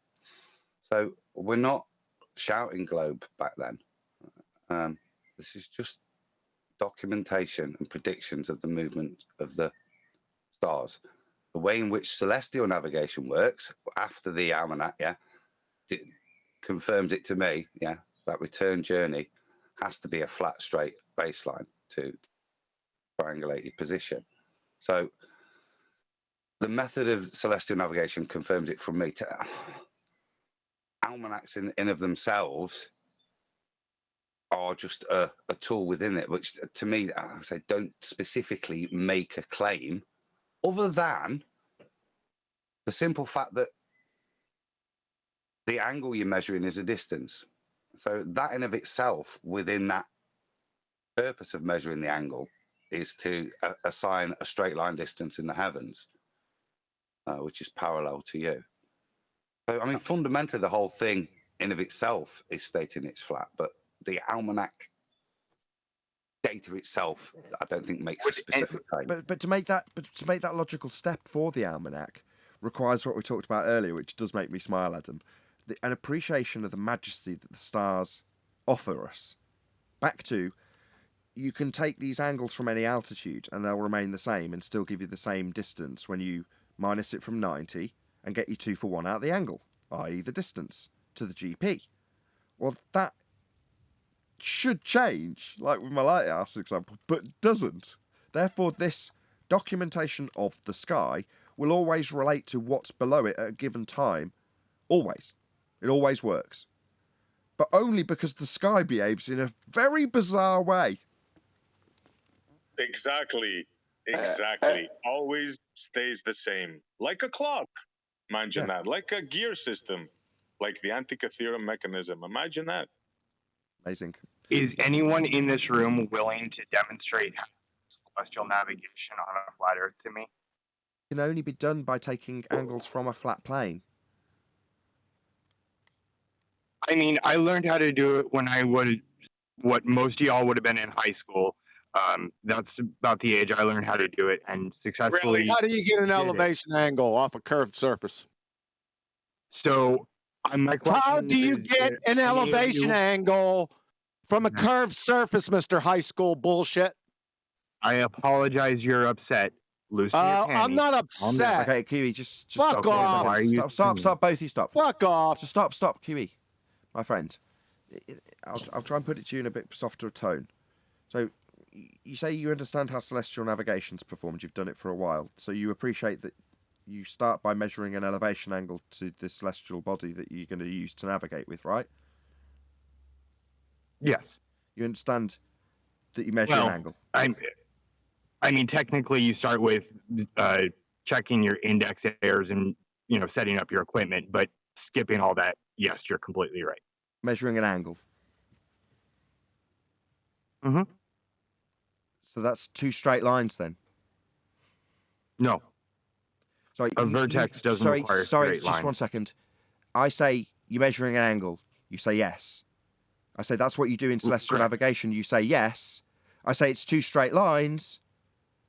And you say no. Right. A vertex does not necessarily require two straight lines. Do you want to cite that, please? Sure. Euclid Book 3. Sorry, that's not a citation. Do you not know what a citation is?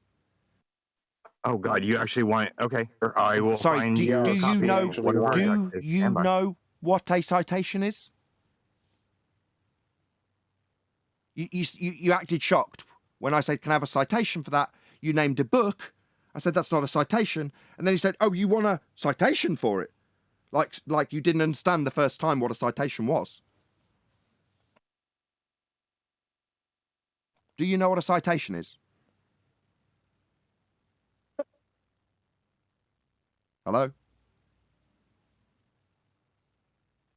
That uncomfortable silence. Hey, why don't they do short distance observations over the Earth to disprove the radius? Is this the same guy? I apologize, Nathan. I was trying to find the citation for you. Give me just a moment. I will post it. Please stand by. Thank you. A citation that says that an angle isn't two straight lines meeting at a vertex. Sorry, you don't need to talk through me clarifying what you're going to... Hello. You don't need to now talk through what I'm clarifying you're now going to go and get a citation for. You're going to go and get a citation that shows that an angle is not two straight lines meeting at a vertex. Yes, I'm going to post the definition of what a vertex is. Correct. An angle is two straight lines meeting at a vertex. Sorry, we don't seem to be meeting in terms of what you're now going to cite. Your citation is going to back your assertion that when you measure an angle, I say that's two straight lines meeting at a vertex. You say no. So you're now looking for a citation that says an angle is not two straight lines meeting at a vertex. That's what you're getting citation for, correct? It's like pulling teeth. Nathan, 2 slides of Master B for the audience as he comes back. Vertex, plural, vertices, is the point at the intersection of any two linear constructions, either a line, line segment, or ray.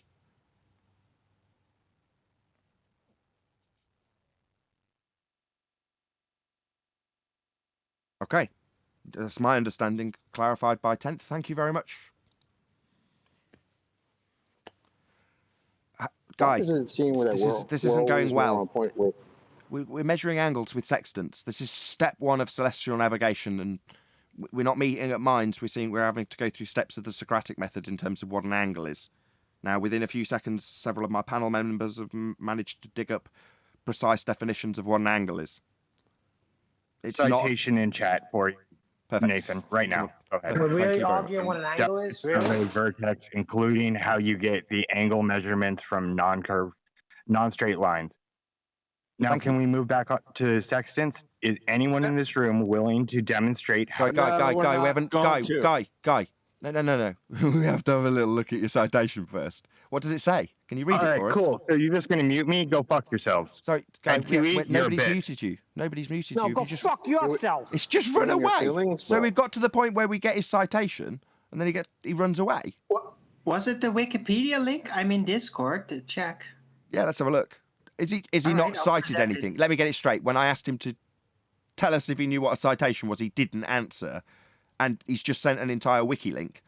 Is it something in quotes? No. Is it something in quotes?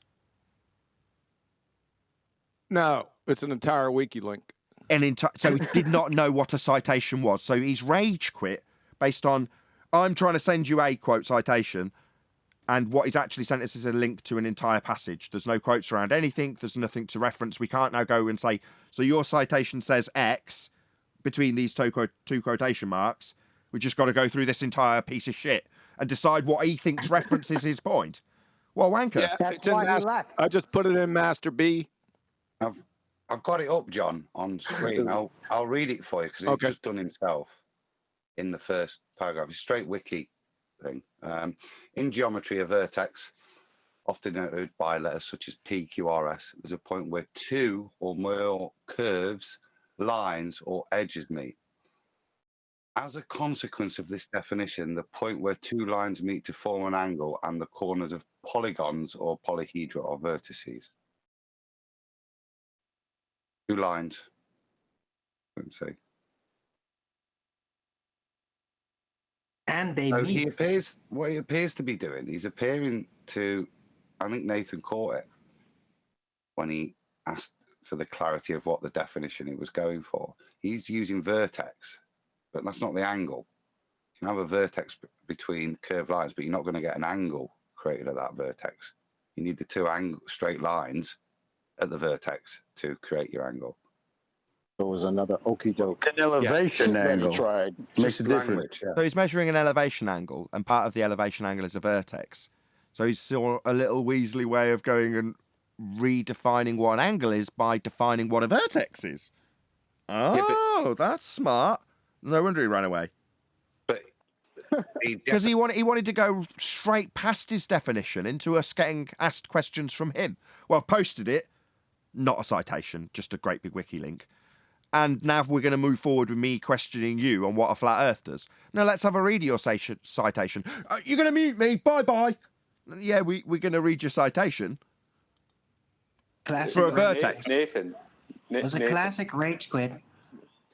Nathan, I just want to ask. Hold on, go ahead, Brian, and then John. Go on, John. Go on, Brian. What it was is when it came to step 1, which was elevation angle, right, using a sextant, marine sextant, which means using the surface of Earth, height of eye correction, all those things. When it came to that, he wanted to jump straight past that and go into the absolute total horse nonsense that he has in his mind works in reality. He wants to get past the actual practical thing that you have to do and have to pre-assume, which is the Earth has to be flat, to go and go straight past all that and straight into globe maths that he can't prove, that we would destroy anyway. Yeah. On screen again, I've got it. Look. So if you scroll down from the vertex bit, it then goes on to angle.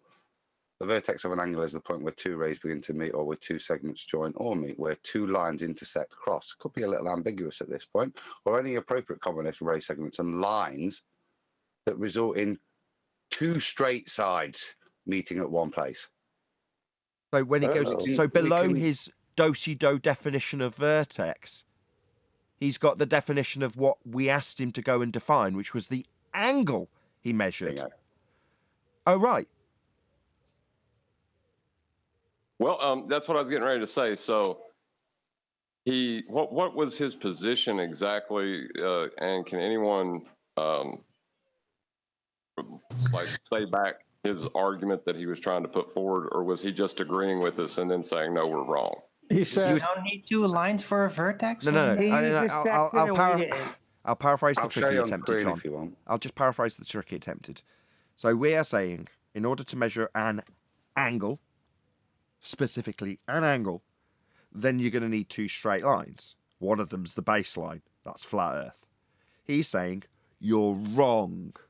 An angle doesn't need 2 straight lines. Oh, is that so? Why? Well, because an angle has a vertex, and that vertex is defined as so, and a vertex doesn't need 2 straight lines. Therefore, an angle doesn't need 2 straight lines. Therefore, I can get an elevation angle measurement from a curve. That was his position. And then his citation contradicted that. Yeah, well, his citation that below vertex was a definition of angle. And when I specifically asked him, what are you going to get a definition of now, vertex or angle? He didn't respond. He stayed silent, and someone else piped up. I did it for him. I did all the bloody work. He sent a wiki link, and I've just found the bits that relate to vertex for him, and then angle. Right? And all of us have actually demonstrated his, what do you call it, switcheroo chocolate or something? Because it's here. The okey doke. Okey doke. Now that's the definition of a plum. No, that's too kind. Because this is malicious. Yeah, you're what's right. happening here? He's not a plum. He's not misguided. He's not just not getting my point. This is deceit. He's trying to mug you off with this bit, so you accept that in the definition of vertex, which curves can include for vertex, right? That it's got curves in, and that's sufficient for you then to ignore the actual definition of the vertex of an angle, which requires 2 straight sides. And that was No, it's a fallacy. It's a fallacy. Taking part as true of the whole. What's that fallacy called? God damn. Composition. Fallacy of composition. Fallacy of division. You've got it. Fallacy of division. Right. Well, because angles have a vertex, therefore my definition of vertex applies to all angles. What's the chances? Okay, after you, Brian, go. What's the chances that somebody connected to him or him and others involved have written part of this wiki page to support themselves? They're writing up their own references. But you can do that. Well, they do it very badly, Brian, because they just did themselves over there. That's a wig snatch. All right. Yeah, so let me round it off the way I'm seeing it. Now go on, 10th. Okay. All right. With all due respect, because I love S.C. Montreal, he came in saying he doesn't like the Sexton argument because the anti-flat earthers / globers at times will say that's our math or that's our books. Then we went through with him back and forth, and perfectly timed, as if Providence was here, this guy comes on. He says, I was doing this before you guys were in high school. Oh, wonderful. An experienced navigator going to talk to us finally. I mean, we had Protothad and all these guys who fall apart when they come here. And now we got this guy who's been doing it since we were in high school, before we were in high school. So that begs the question that he's experienced. He knows his craft. He knows the sextant, all the operations, which he What year we were in high school? Yeah, well, hang on, before we go there, he talked about the index correction of the instrument itself, and then you're going to have the other corrections to get true altitude, including dip and so forth. So I was tracking with him. I'm saying, good, at least someone who knows something about what I've been researching here for over 2 years. And then he says, I have a citation for you. He brings up, finally, something that's not a citation that Adam has to do the work for. But the minute, and when everyone listens to the show again, the minute he brings up the greatest proof he's got to destroy the Sexton argument, he says, there it is. Now I want to ask another question before we even look at it to see if it's true. He ran away. SC Montreal, they run away from proving the supposed proof they have that the Sexton can work on a globe and it's globe books. You see how chicken they are. They don't stand a chance with an elevation angle. Right, it's because you can't get an elevation angle measurement from a curved baseline. No matter how you define vertices, the angle's always going to be two straight lines. Flat Earth required. With that, I'm going to say another huge, massive, enormous thank you to both Discord and G+ panels for making today's after show possible. And, of course, a massive thank you to all of you in either Nathan Oakley 1980 or Nathan Oakley Premiering Streams for hopefully smashing the super chat, liking, commenting, sharing, subscribing, joining as a member, hitting the thanks button, smashing the PayPal link and all that good stuff. I've been Nathan Oakley and I will see you all in the next video.